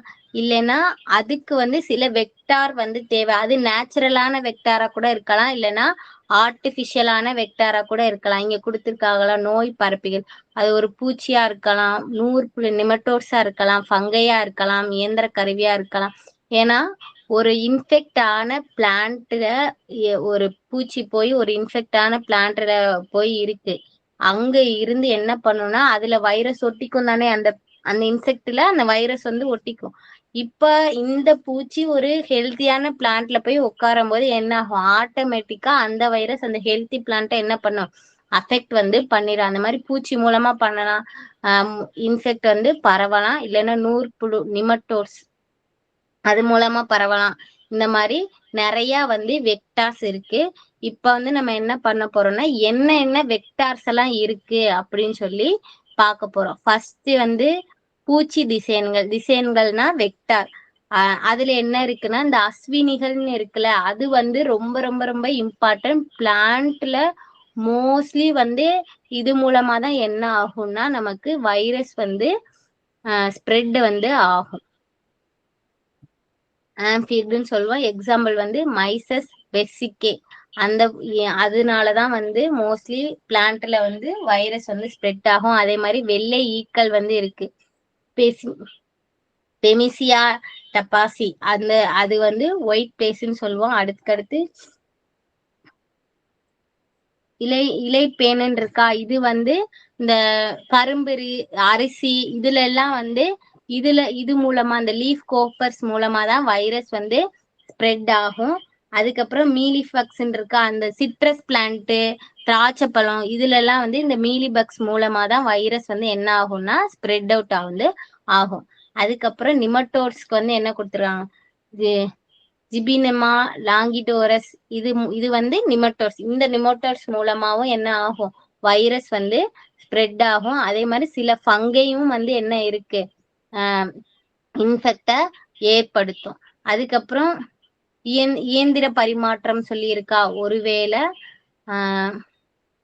உடல் தொடர்பு மூலமா இப்ப நம்மளே ஒரு இன்ஃபெக்டடான பிளான்ட்ல நம்ம நடந்து போகும்போது என்ன பண்ணலாம்னா தெரியாம நம்ம கைப்படுதுன்னு வச்சுக்கோங்க, அந்த வைரஸ் என்ன ஆகும், நம்ம ட்ரெஸ்ஸா இருக்கலாம், ஏதாவது ஒண்ணு நம்ம அதை கடந்து போகும்போது நம்ம மேல அந்த வைரஸ் வந்து நம்ம மூலமா என்ன ஆகும், அது அப்படியே நம்ம ஹெல்த்தி பிளான்ட் சைடு போகும்போது நம்ம பாடியில இருந்து என்ன ஆகும்னா அந்த வைரஸ் ஹெல்த்தி பிளான்ட்டுக்கு என்ன ஆகலாம், டிரான்ஸ்மிட் வந்து ஆகலாம்.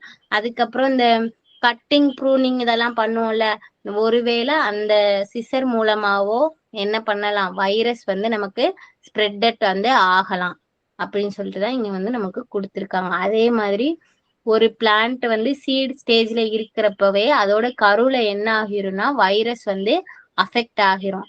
அப்போ அந்த சீடு வந்து க்ரோ ஆகிறப்ப என்ன ஆகும், அந்த பிளான்ட் வந்து க்ரோ ஆகுறப்பவே வந்து டிசீஸ்டா தான் வந்து க்ரோ ஆகும். எக்ஸாம்பிள் வந்து என்ன கொடுத்துருக்கோம், டொபாக்கோ மொசைக் வைரஸ். அதுக்கப்புறம் இது வெஜிடேட்டிவ் ப்ராபகேஷன் நடக்கும்ல, இந்த தண்டை மட்டும் வெட்டி வைப்போம், கரும்பெல்லாம் அப்படித்தானே வைப்போம். அந்த தண்டை அப்படியே கட் பண்ணி மண்ணுல புதைச்சு வச்சாலே என்ன ஆகும், நியூ சுகர் கேன் பிளான்ட் வந்து க்ரோ ஆகும் தானே, அந்த மாதிரி. அப்புறம் கிழங்கு வகைகள் இதுல எல்லாம் வந்து என்ன ஆகும்னா ஈஸியா வந்து வைரஸ் வந்து ஸ்ப்ரெட் ஆகலாம் அப்படின்னு சொல்லி கொடுத்துருக்காங்க. அதே மாதிரி மகரந்தம் பரவுதல் வைரஸ் வந்து என்னது, அதோட ரீப்ரொடக்டிவ் ஸ்டேஜ் அப்பவே கருத்தரித்தல் நடக்கிற அப்பவே வைரஸ் வந்து உள்ள போய் அது என்ன ஆகும், க்ரோ ஆகுறப்பயே வந்து வைரஸோட தான் வந்து நமக்கு க்ரோ வந்து ஆகும். அதுக்கப்புறம் இப்ப வந்து எது மூலமாலாம் வைரஸ் வந்து பிளான்ட்ல ஸ்ப்ரெட் அவுட் ஆகலான்னு பார்த்தோம். இப்ப வந்து என்ன பண்ணுது, என்ன கொடுத்துருக்காங்க, தாவரங்களில் வைரஸ்களின் நுழைவு மற்றும் இயக்கம் என்னென்ன நடக்குதுன்னு சொல்லி பார்க்கலாம். இப்ப முன்னாடியே பார்த்துட்டோம், பூச்சி மூலமா பரவலாம், நூற்புழுக்கள் மூலமா பரவலாம். அப்ப என்ன பண்ணும், அதுக்குள்ள போனோடனே அந்த ஹோஸ்ட்ல உள்ள ரைபோசோம் என்சைம் இதெல்லாம் எடுத்துக்கிட்டு அந்த பிளான்ட்டுக்குள்ள என்ன ஆகும், வைரஸ் வந்து க்ரோ ஆகும். அப்போ என்ன ஆகும்னா அந்த நியூக்ளிக் அமிலம் வந்து ரெப்ளிகேட் ஆகுமா, என்சைம் இருந்து அந்த நியூக்ளிக் அமிலம் ரெப்ளிக் ஆகி செல் டிவிஷன் நடந்து ஒரு செல் 2 செல் ஆகும்போது அந்த பிளாஸ்மோடெஸ்மேட்டா பார்த்திருப்போம். அந்த செல்லு வந்து என்ன ஆகும், இந்த செல்லுல இருந்து இந்த செல்லுக்கு இன்ஃபெக்ட் மாறும்ல, அப்படிதான் வந்து வைரஸ் என்ன ஆகும்னா ஸ்ப்ரெட் அவுட் வந்து ஆகும். அதுக்கப்புறம் வைரஸ் வந்து அதோட இன்ஃபெக்டடா வெளிப்புறத்துல மட்டும் இன்ஃபெக்ட் பண்ண கிடையாது, இன்டீரியராவும் உள்ள கூட என்ன பண்ணலாம், மாற்றத்தை ஏற்படுத்தலாம் அப்படின்னு சொல்லி சொல்றாங்க. ஃபர்ஸ்ட் வந்து என்னன்னா போட்டோ சிந்தசிஸ்ல மாற்றம் ஏற்படுது. போட்டோ சிந்தசிஸ்க்கு இம்பார்ட்டன்டானது நமக்கு என்னதுன்னா குளோரோஃபில் தானே ரொம்ப இம்பார்ட்டன்ட். கிரீன் கலர் தானே போட்டோ சிந்தசிஸ் நடக்கிறதுக்கு ரொம்ப ரொம்ப இம்பார்ட்டன்ட். இந்த போட்டோசிந்தசிஸ் அஃபெக்ட் பண்ற மூலமா என்ன நடக்கும்னா அந்த வைரஸ் நம்மளோட குளோரோஃபில் கண்டென்ட்டை வந்து என்ன பண்ணும்னா ரெடியூஸ் பண்ணிரும். நம்மளோட மொத்த குளோரோபிளாஸ்ட் ஸ்ட்ரக்சரையே வந்து அஃபெக்ட் பண்ணிரும். இத வந்து என்ன சொல்லுவோம்னா குளோரோசிஸ். அந்த குளோரோசிஸ் வந்து என்ன பண்ணும்னா நம்மளோட குளோரோபிளாஸ்ட் கண்டென்ட்டை டேமேஜ் பண்ணிரும். ஸோ கிரீன் கலர் வந்து குறைஞ்சிரும். கிரீன் கலர் இல்லைன்னா என்ன நடக்காது, போட்டோசிந்தசிஸ் வந்து சரியா வந்து நடக்காது தானே. என்ன ஆகிரும், லீஃப் கலர் வந்து கிரீனா இல்லாம எல்லோ கலர்ல மாறிடும். அப்போ மொசைக் பேட்டர்ன்ல ஆயிரும். அப்ப அங்கங்க கிரீன் கலர் எல்லோ கலர் இந்த மாதிரி மாறி மாறி இருக்கிறதுனால போட்டோசிந்தசிஸ் சரியா நடக்காது. போட்டோசிந்தசிஸ் நடக்கலைனால என்ன ஆகாது, பிளான்ட் வந்து க்ரோ ஆகுறதுல பிரச்சனை ஆகிரும். அதே மாதிரி இந்த வளர்ச்சி கட்டுப்படுத்திகள்னு கொடுத்துருவாங்க. ஒரு வைரஸ் அஃபெக்ட் ஆனோடனே பிளான்ட் வந்து அளவுக்கு அதிகமாகவும் வளரலாம், இல்லைன்னா லீஃப் எல்லாம் வந்து என்ன பண்ணலாம், சுருண்டு சுருண்டு ரொம்ப குட்டி குட்டியா வந்து ஆகிரும். அப்படி என்ன ஒண்ணு அளவுக்கு அதிகமா போட்டோசிந்தசிஸ் நடந்துரும், அதுவும் பிரச்சனை தான். லீஃப் வந்து சுருண்டு போறதுனால என்ன பண்ண முடியாது, அப்பையும் நமக்கு போட்டோசிந்தசிஸ் நடக்காது, நடக்கிறதுல பிரச்சனையாகும். அப்பையும் என்ன நடக்கும், பிளான்ட் க்ரோ ஆகுறதுல பிரச்சனை வந்து ஆகும். அதுக்கப்புறம் வளர்ச்சிதை மாற்ற பாதைகள்னு கொடுத்துருக்காங்க. அதேதான் நியூட்ரிஷன்ஸ் வந்து நியூட்ரிஷன்ஸ்ல அஃபெக்ட் ஆகும். அந்த நிறைய நிறமிகள் இருக்கும். என்னென்ன நிறமிகள்னு யாருக்காவது ஞாபகம் இருக்கா? கரட்டினாய்டு படிச்சிருப்போம், ரெட் கலர் காஸ் பண்ணும் இல்லையா. வேற ஏதாவது பிக்மெண்ட்? சாந்தோஃபில். இந்த மாதிரி பிக்மெண்ட்ல எல்லாம் என்ன நடக்கும்னா இந்த வைரஸ் அஃபெக்ட் பண்றது மூலமா என்ன பண்ணும், ஊட்டச்சத்து வந்து சரியா கிடைக்காது தானே பிளான்ட். அது மூலமா அதோட குரோத்ல வந்து என்ன நடக்கும்னா பாதிப்பு வந்து ஏற்படுத்தும். அதே மாதிரி அதோட செல் வாலை வந்து பிரேக் பண்ணி, நம்ம பிளான்ட்டோட செல் வாலை வந்து என்ன பண்ணும்னா செல் வாலை வந்து வைரஸ் பிரேக் டவுன் பண்ணி ஈஸியா வந்து ஸ்ப்ரெட் அவுட் வந்து ஆகிரும். அதே மாதிரி வைரஸ் என்ன பண்ணும், நம்ம பிளான்ட்ல உள்ள புரோட்டீனை தான் யூஸ் பண்ணும். அப்ப ஆட்டோமேட்டிக்கா என்ன ஆகும், பிளான்ட்டுக்கு தேவையான நியூட்ரிஷன் புரோட்டீன் வந்து கம்மி ஆகிரும். ஸோ அதோட வளர்ச்சி வந்து என்ன ஆகும், பாதிக்கப்படும். இதுவெல்லாம் வந்து பிசிக்கலா ஒரு பிளான்ட்ல பாடிக்குள்ளேயே வந்து என்ன நடக்கும்னா சேஞ்சஸ் வந்து வைரஸ் வந்து ஏற்படுத்தும். இதுக்கப்புறம் என்னென்ன சிம்டம்ஸ் எல்லாம் வந்து இருக்கு அப்படின்னு சொல்லி பார்க்க போறோம். ஃபர்ஸ்ட் வந்து மொசைக் மற்றும் மோட்டிவ். இதுல வந்து மொசைக்னாலே தெரியும், வெளிர் பச்சை நிறைய ஒண்ணு வெளிர் பச்சையா மாறும், இல்லைன்னா அடர் பச்சையா வரும். ஒரு யூஸ்வலான கலர்லயே வந்து இருக்காது, ஒரு அன்ஈக்குவலா அங்கங்க பேச்சஸ் மாதிரி yellow colour, light green colour, இந்த மாதிரி லீஃபே வந்து ஒரு பேச்சஸ் மாதிரி மொசைக்கா வந்து தெரியும். அதே மாதிரி குளோரோஃபில் உற்பத்தியில பாதிப்பை ஏற்படுத்துறதுனாலதான் இந்த கலர் சேஞ்சஸே நமக்கு வந்து நடக்கும். இதுக்கு எக்ஸாம்பிள் என்ன கொடுத்துருக்காங்க, புகையிலை மொசைக் வைரஸ், வெள்ளரி மொசைக் வைரஸ், இது ரெண்டும் கொடுத்துருக்காங்க. அடுத்து குளோரோசிஸ். அதே மாதிரி குளோரோஃபில் கண்டென்ட் குறைகிறதுனால நமக்கு மஞ்சள் கலர் ஏற்படுது. அதனால ஒளிச்சேர்க்கையில வந்து நமக்கு பாதிப்பு ஏற்படுத்துது. இங்க என்னென்ன கொடுத்துருக்காங்கன்னு பாருங்க, நரம்பு சுத்திகரிப்பு. அப்போ அந்த வெயின்ஸ் வந்து என்ன ஆகும்னா கிரீன் கலரா இல்லாம ஒரு கலர்லெஸ்ஸா ஆகலாம், ரெட் கலர்ல மாறலாம், இல்லைன்னா எல்லோ கலர்ல வந்து மாறலாம். இங்கே கொடுத்துருக்காங்களா, நரம்புகளில் மஞ்சள் நிற கோடுகள். அதுக்கப்புறம் அந்த நரம்புகளுக்கு இடையான பகுதியிலே என்ன நடக்கும்னா மஞ்சள் கலர்ல நரம்புக்கு இடையான பகுதினாலே என்னது, அந்த லீஃப் தான். லீஃப்ல வந்து எல்லோ கலரா வந்து மாறும் அப்படின்னு சொல்லி கொடுத்துருக்காங்க. அதுக்கப்புறம் சிம்டம்ஸ், இலை சுருட்டுதல் நடக்கலாம். ஒண்ணு மேல் நோக்கி சுருங்கலாம், இல்லைன்னா கீழ் நோக்கி சுருங்கலாம் அப்படின்னு சொல்லி. இது பெரும்பாலும் வளர்ச்சி ஹார்மோன்களில் வைரஸால் மாற்றம் ஏற்பட்டுச்சுன்னா இந்த சுருங்குதல் வந்து நடக்கும். எக்ஸாம்பிள் என்ன கொடுத்துருக்காங்க, தக்காளி இலை சுருட்டை வைரஸ், பருத்தி இலை சுருட்டை வைரஸ், 2 வைரஸ் வந்து நமக்கு எக்ஸாம்பிள்ஸ் வந்து கொடுத்துருக்காங்க.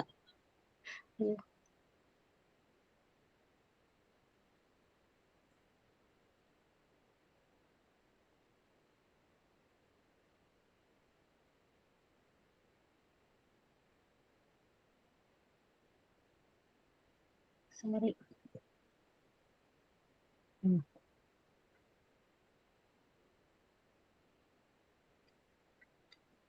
அதே மாதிரி இலை உருளைன்னு கொடுத்திருக்காங்க. விளிம்புல இருந்து மையத்தை நோக்கி இலை வந்து சுருண்டுறோம்.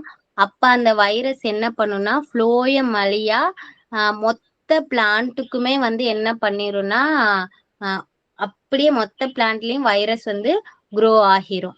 அதுக்கப்புறம் வளர்ச்சி குன்றியமை, அதாவது இப்படி இருக்குன்னா நோடு, இன்டர்னல் கணு, கனிவிடை பகுதி இப்படித்தானே பிளான்ட் இருக்கும். இந்த ரெண்டுக்கும் உள்ள கேப் வந்து என்ன ஆகிரும்னா சின்னதா ஆகிரும். நம்ம செம்பருத்திலேயே அதிகமா பார்த்திருப்போம். இந்த மாதிரி நோடு இன்டர்னோடு வந்து ரொம்ப பக்கம் பக்கமாகி லீஃப்லாம் இந்த மாதிரி குட்டி குட்டியா குரோ ஆகிரும். அப்படி குரோ ஆனாலுமே என்ன பண்ண முடியாது, போட்டோசிந்தசிஸ் வந்து சரியா பண்ண முடியாது.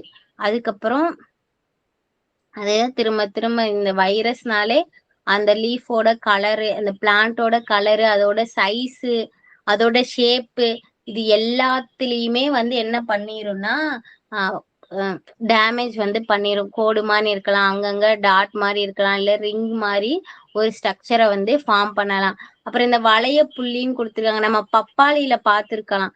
அப்படி இப்படி பப்பாளி இருக்குன்னா இப்படி ஒரு பேட்ச் மாதிரி காயம் ஏற்பட்ட மாதிரி என்ன ஆகும்னா இன்ஃபெக்டை ஏற்படுத்தும். இந்த மாதிரி இருந்தாலே அந்த பிளான்ட்ல வந்து வைரஸ் வந்து அஃபெக்ட் பண்ணிருக்குன்னு நம்ம தெரிஞ்சுக்கலாம். இங்கே கொடுத்துருக்காங்களா, பப்பாளி வளையப்புள்ளி வைரஸ், புகையிலை ரிங் பாட் வைரஸ், இதெல்லாம் சொல்லி நமக்கு கொடுத்துருக்காங்க. அடுத்து குறைபாடு, ஷூட்டிங் லீவ்ஸ்னா லீஃப் வந்து இப்படி நூல் மாதிரி க்ரோ ஆகும். இப்படி பிளான்ட் இருக்குன்னா லீஃப் வந்து நமக்கு இப்படிதான் இருக்கணும், பிளாட்டன்டா கொஞ்சம் பெருசா இருக்கும். ஆனா வைரஸ் வந்து அஃபெக்ட் ஆகுச்சுன்னா அந்த பிளான்ட்ல வந்து வெயின்ஸ் மாதிரி தான் வந்து என்ன ஆகும்னா லீஃப் வந்து நமக்கு க்ரோ ஆகும். முள்ளு மாதிரி லீஃப் வந்து நமக்கு க்ரோ ஆகிரும். அதே மாதிரி இன்னொன்னு என்ன நடக்கும், நரம்புல இருந்து இலை மாதிரி ஒரு அவுட் குரோத் வந்து இருக்கும். இந்த மாதிரி இருக்குன்னா இங்க குட்டி குட்டி குட்டியா லீஃப் வளராது, ஆனா லீஃப் மாதிரி ஒரு ஸ்ட்ரக்சர் வந்து நமக்கு ஃபார்ம் ஆகும். அதுக்கப்புறம் இன்னொன்னு என்ன கொடுத்திருக்காங்க, ரோட்டஸ்ன்னு கொடுத்திருக்காங்க. அதாவது தண்டு, பழம் இதுல எல்லாம் வந்து அழுகல் நோயை வந்து ஏற்படுத்துறது. ரோட்டஸ்னா அழுகுதல், அழுகல் நோயை வந்து ஏற்படுத்துற வைரஸும் வந்து இருக்கு. அதுக்கப்புறம் பூ மற்றும் பல அறிகுறிகள் கொடுத்திருக்காங்க. இங்க மோஸ்ட்லி வந்து ஆர்னமெண்டல் பிளான்ட் தான். இந்த ரெட் கலர்ல அந்த மாதிரி எல்லாம் பிளான்ட் இருக்கு இல்லையா, அதுல எல்லாம் வந்து என்ன பண்ணும்னா அதோட கலரை வந்து சேஞ்சஸ் பண்ணும், ஃப்ரூட்டோட சைஸை மாத்தும், அதோட ஷேப்பையே வந்து என்ன பண்ணிரும்னா மாத்திரும். சீக்கிரமா வந்து பழுக்கும். ஏதாவது நம்ம ஒரு பக்கம் பழமா இருக்கும், ஒரு பக்கம் காயா இருக்கும். அந்த மாதிரி அன்னீவனா பழம் வந்து பழுக்க வைக்கிறதுக்கு காரணமும் வந்து என்னது, வைரஸ் தான். எக்ஸாம்பிள் என்ன கொடுத்திருக்காங்கன்னா தக்காளி புள்ளி வாடல் வைரஸ் வந்து கொடுத்திருக்காங்க. இங்க உங்களுக்கு டேபிளாவும் இருக்கு சில வைரஸ், அது என்ன வைரஸ், அந்த நோய், அந்த வைரஸ் அது எதுல வந்து அஃபெக்ட் பண்ணுது, அதோட அறிகுறிகள் என்ன அப்படின்னு சொல்லிட்டு உங்களுக்கு ஒரு டேபிளாவும் வந்து கொடுத்துருக்கோம்.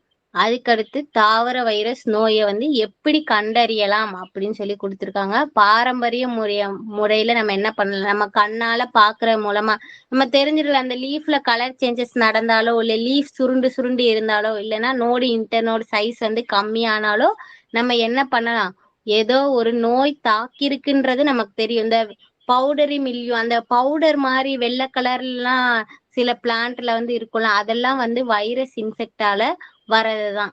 இந்த மாதிரி இருக்கலாம், இந்த மாதிரி எல்லாம் வந்து நம்ம கண்டுபிடிக்கலாம் சொல்லியிருக்காங்க. ஆனா ஒட்டு பரிமாற்றம்னா என்னன்னா இப்போ ஒரு இன்ஃபெக்டடான பிளான்ட்டை வந்து ஒரு ஹெல்த்தி பிளான்ட்டோட சேர்த்து கட்டி வச்சோம்னு வச்சுக்கோங்க. அப்ப என்ன ஆகும்னா அந்த இன்ஃபெக்டடான ஹெல்த்தியான பிளான்ட்டும் வந்து இன்ஃபெக்டடா மாறிடும். அப்ப இந்த மாதிரி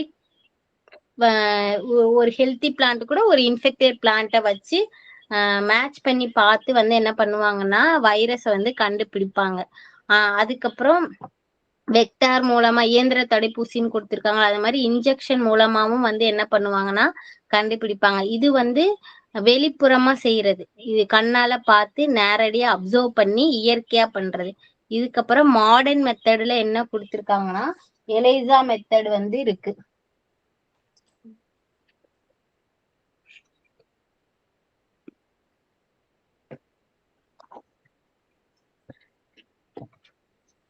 எலிசா மெத்தட் இருக்கு, பிசிஆர் இருக்கு, ஆர்டிபிசிஆர் இருக்கு. ஆர்டினா ரிவர்ஸ் பண்றது.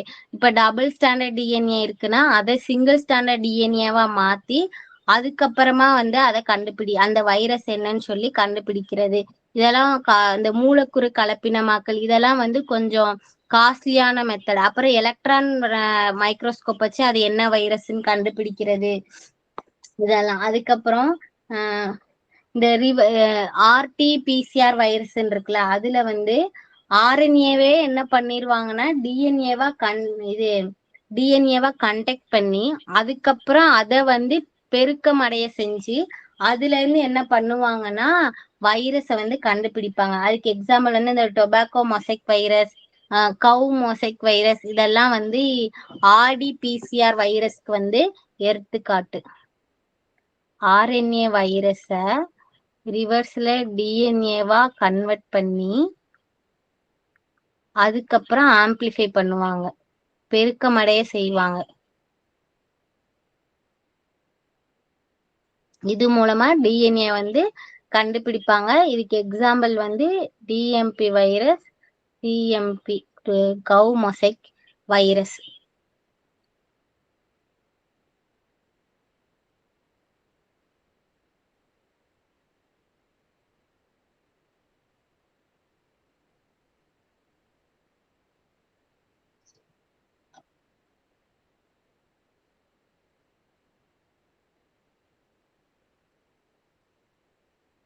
அதுக்கப்புறம் எப்படியெல்லாம் வந்து இந்த வைரஸ்ல இருந்து நம்ம பிளான்ட்டை பாதுகாக்கலாம் அப்படின்னு சொல்லி கொடுத்துருக்காங்க.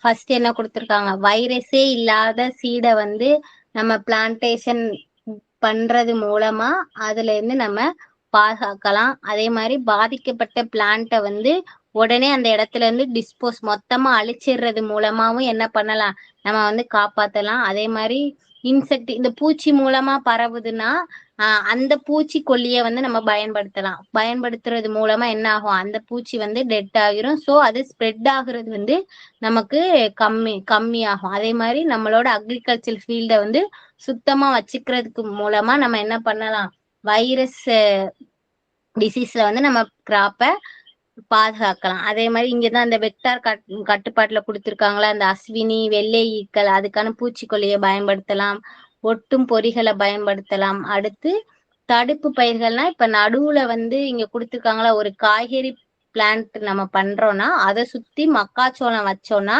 அது வந்து என்ன பண்ணும்னா இந்த பூச்சியெல்லாம் வந்து இந்த பிளான்ட் அஃபெக்ட் பண்றதுல இருந்து பாதுகாக்கும் அப்படின்னு வந்து சொல்றாங்க. அதே மாதிரி ரெசிஸ்டண்டா இப்ப நிறைய மெத்தட் எல்லாம் வந்துருச்சு.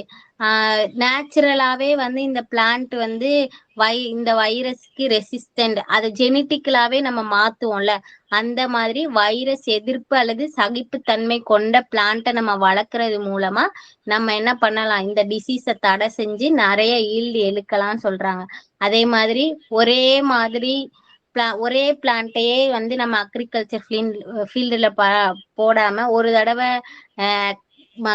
ரைஸ் வச்சா ஒரு தடவை காய்கறி வைக்கலாம்.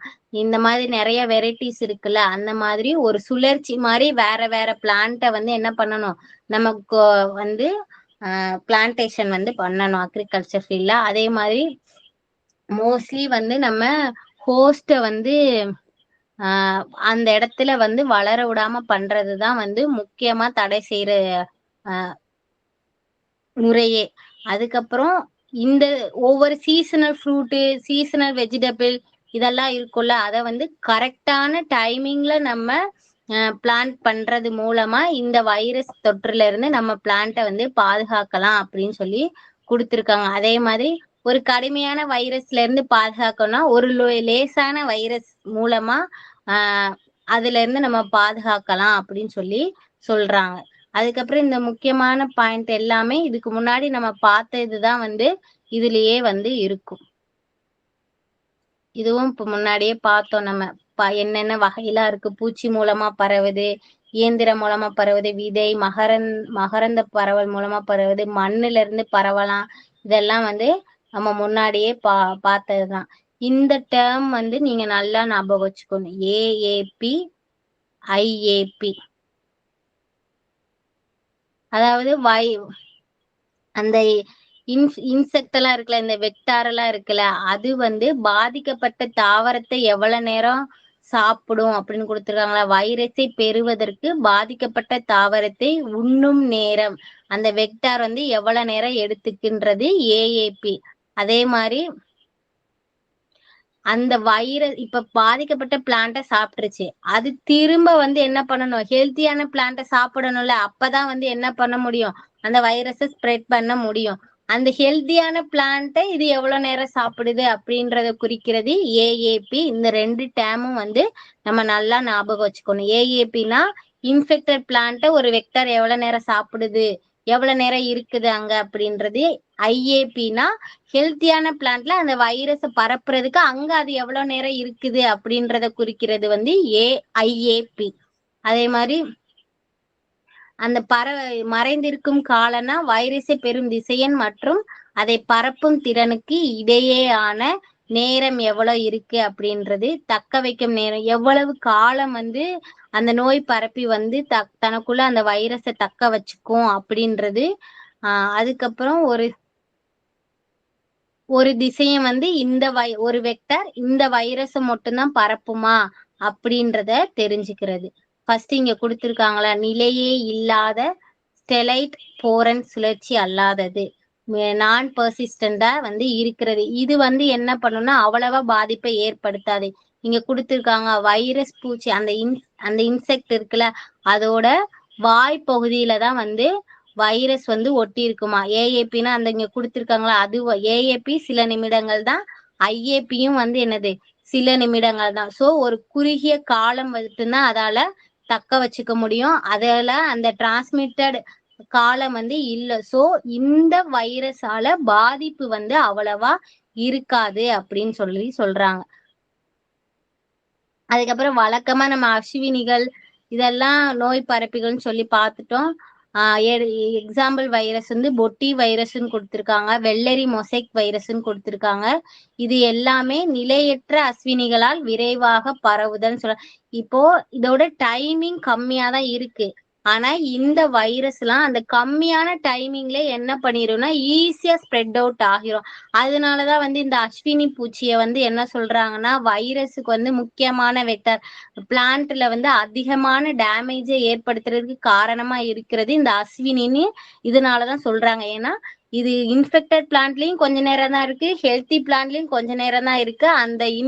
அந்த வைரஸும் அந்த பூச்சியில கொஞ்ச நேரம் தான் இருக்கு. ஆனா அந்த லிமிட்டடான டைமிங்ல இது என்ன பண்ணிரும்னா ஈஸியா அந்த ஃபீல்டுல என்ன பண்ணிரும், நிறைய பிளான்ட்ல வந்து இன்ஃபெக்டை ஏற்படுத்திடும். சோ இந்த அஸ்வினி பூச்சின்றது ரொம்ப ரொம்ப ரொம்ப டேஞ்சரஸான ஒண்ணு. அதாவது விவசாயிங்களுக்கு எதிரினே சொல்லலாம் இந்த அஸ்வினிய வந்து. அதுக்கப்புறம் அரை தொடர்ச்சியான பெர்சிஸ்டன்ட் கொடுத்துருக்காங்க. எல்லாமே அந்த ஏஏபி ஐஏபி எவ்வளவு நேரம் இருக்குன்றத பொறுத்து தான் வந்து என்ன சொல்லுவாங்கன்னா அது நிலையானதா நிலை இல்லாததான் வந்து சொல்றாங்க.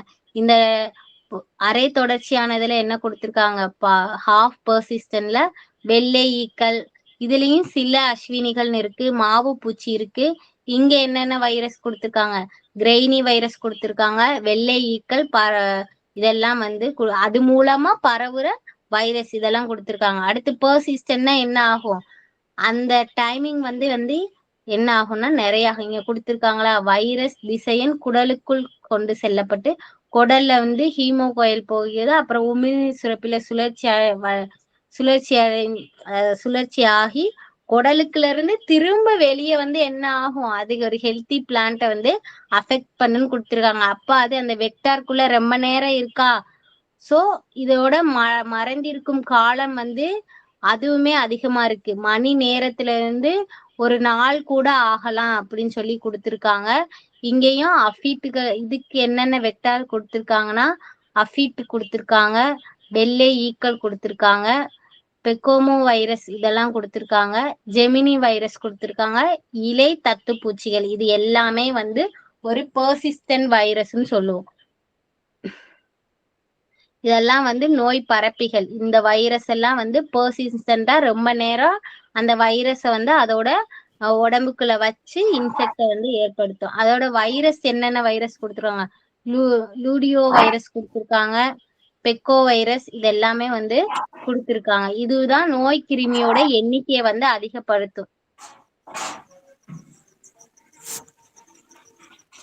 சார் உங்க ஆடியோ மியூட் பண்ணிக்கோங்களேன்.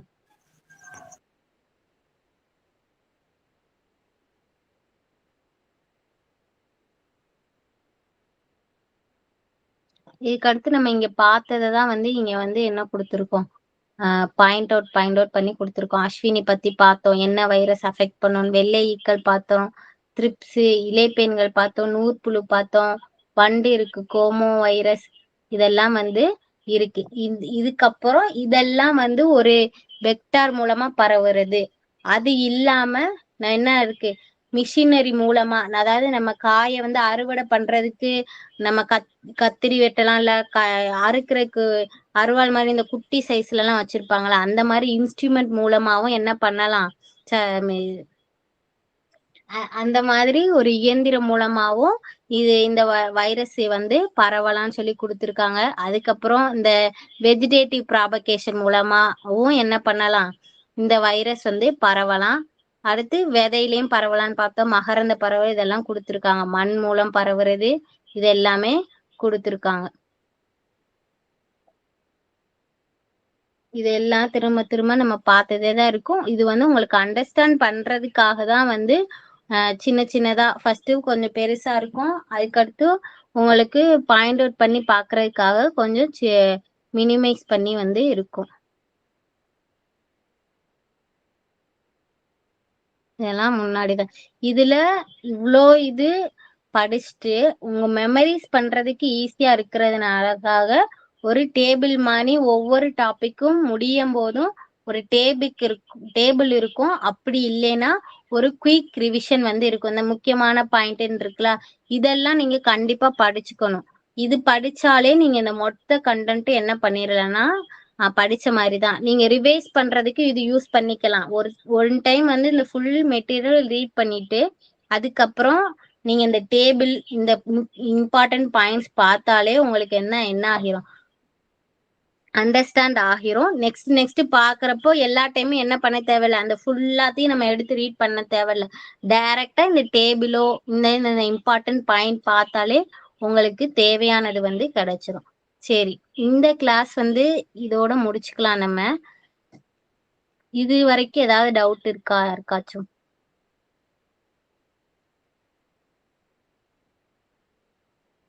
ஏதாவது டவுட் இருக்கா?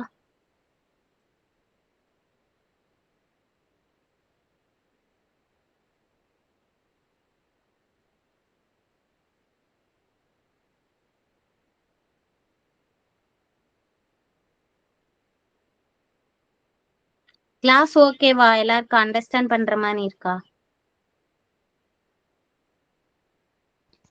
Yes ma'am. ஓகே. எப்பவுமே ஒரு கிளாஸ் முடிச்சோடனே அன்னைக்கு வந்து இந்த கிளாஸ்ல இருந்து ஸ்லிப் டெஸ்ட் இருக்கும். அது வந்து உங்களுக்கு ஈவினிங் டு நைட்டுக்குள்ள நான் அந்த ஆப்லயே வந்து உங்களுக்கு ஸ்லிப் டெஸ்ட்டுக்கான கொஸ்டின்ஸ் வந்து அப்லோட் பண்ணிடுவேன். ஆன்சர் வந்து நெக்ஸ்ட் டே ஒரு 2 டேஸ்க்குள்ள கண்டிப்பா அதுக்கான ஆன்சர் கீயும் நான் அப்லோட் பண்ணிடுவேன். கண்டிப்பா ஸ்லிப் டெஸ்ட் ஒவ்வொரு கிளாஸ் முடிச்சோடனே அன்னைக்கு ஈவினிங் வந்து ஸ்லிப் டெஸ்ட் இருக்கும். ஸோ இன்னைக்கு கிளாஸ்ல என்ன நடந்துச்சோ அதை வந்து நீங்க ரிவைஸ் பண்ணி பார்த்துட்டு நைட் வந்து நீங்க என்ன பண்ணிக்கலாம், ஸ்லிப் டெஸ்ட் வந்து அட்டன் பண்ணிக்கலாம். ஸ்லிப் டெஸ்ட் மட்டும் இருக்குமானா கிடையாது. நம்ம ஒரு இப்ப வைரஸ்னா அந்த வைரஸ் முடிச்சோடனே அந்த ஃபுல் வைரஸ் டெஸ்ட்டும் நடக்கும். கிளாஸ் முடிச்சோடனே ஸ்லிப் டெஸ்டும் நடக்கும். ஒரு 4-5 கிளாஸ் முடிஞ்சோடனே மொத்தமா ஒரு டெஸ்ட்டும் வந்து உங்களுக்கு கண்டக்ட் பண்ணுவோம். உங்க எல்லாருக்கும் புரிஞ்சிருக்கும்னு நினைக்கிறேன். எல்லாரும் ரிவைஸ் பண்ணிட்டு ஈவினிங் டெஸ்ட் வந்து போட்டு பாருங்க. கிளாஸ் வைண்ட் அப் பண்ணிக்கலாமா? மேம் நோட்ஸ் எப்போ அப்லோட் பண்ணுவீங்க மேம்? புரியல மேம். நோட்ஸ் எப்போ அப்லோட் பண்ணுவீங்க மேம்?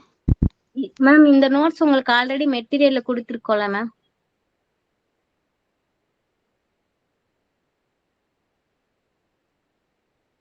உங்களுக்கு கொடுத்த மெட்டீரியல் வச்சுதான் நம்ம இப்ப கிளாஸ் எடுத்தேன். மெட்டீரியல் வாங்கல, சாஃப்ட் காப்பி, அதுக்காக கேட்டேன். ஆப்ல வந்து நீங்க ஆக்சஸ் பண்ணிக்கலாம் மேம். ஓகே.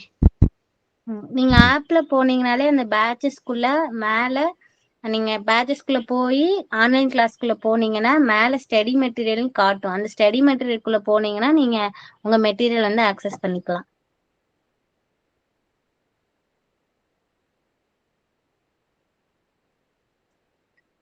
ஓகேவா ma'am? Okay okay. Okay ma'am. Next வந்து இன்னைக்கு 17 அப்புறம் 19 வந்து நெக்ஸ்ட் கிளாஸ் இருக்கும். 4:00 கிளாஸ் ஸ்டார்ட் ஆகியும் ஒரு 4:15 வரையும் வெயிட் பண்ணுவோம். நீங்க அதுக்குள்ள வந்து ஜாயின் பண்ணிக்கலாம். நீங்க எப்பனாலும் ஜாயின் பண்ணிக்கலாம். ஆனா எல்லாரும் வெயிட் பண்ண முடியாதுல்ல. ஸோ ஒரு 15 மினிட்ஸ் வெயிட் பண்ணி பார்த்துட்டு கிளாஸ் ஸ்டார்ட் பண்ணிடுவோம். உங்களால கிளாஸ் வந்து அட்டன் பண்ண முடியலைன்னா ஈவினிங்குள்ள உங்களுக்கு ஆப்ல வந்து ரெக்கார்டட் கிளாஸ் வந்து அப்லோட் பண்ணிடுவோம். அதுல உங்களுக்கு ஏதாவது பிரச்சனை இருந்துச்சுன்னா உங்களுக்கு யூடியூப் லிங்க்குமே கொடுத்துரும். அது வந்து எல்லாரும் பார்க்க முடியாது, ஒரு பிரைவேட் லிங்க் தான். அந்த லிங்க்ல போய் கூட நீங்க உங்க கிளாஸ் வந்து பார்த்துக்கலாம். எப்பனாலும் பார்த்துக்கலாம், எத்தனை தடவைனாலும் பார்த்துக்கலாம். கிளாஸை வந்து கண்டினியூவா ஃபாலோ பண்ணுங்க. இன்னைக்கு கிளாஸ் எடுத்ததை இன்னைக்கே ரிவைஸ் பண்ணி பார்த்துட்டு கண்டிப்பா இன்னைக்கு கொடுக்குற ஸ்லிப் டெஸ்ட்டை வந்து அட்டன் பண்ணி பாருங்க. நீங்க கிளாஸ் ரெகுலரா ஃபாலோ பண்ணாலே உங்களால கண்டிப்பா அச்சீவ் பண்ண முடியும். எல்லாருக்கும் ஆல் தி பெஸ்ட். நெக்ஸ்ட் கிளாஸ்ல பார்க்கலாம். Okay ma'am. Thank you ma'am. Okay.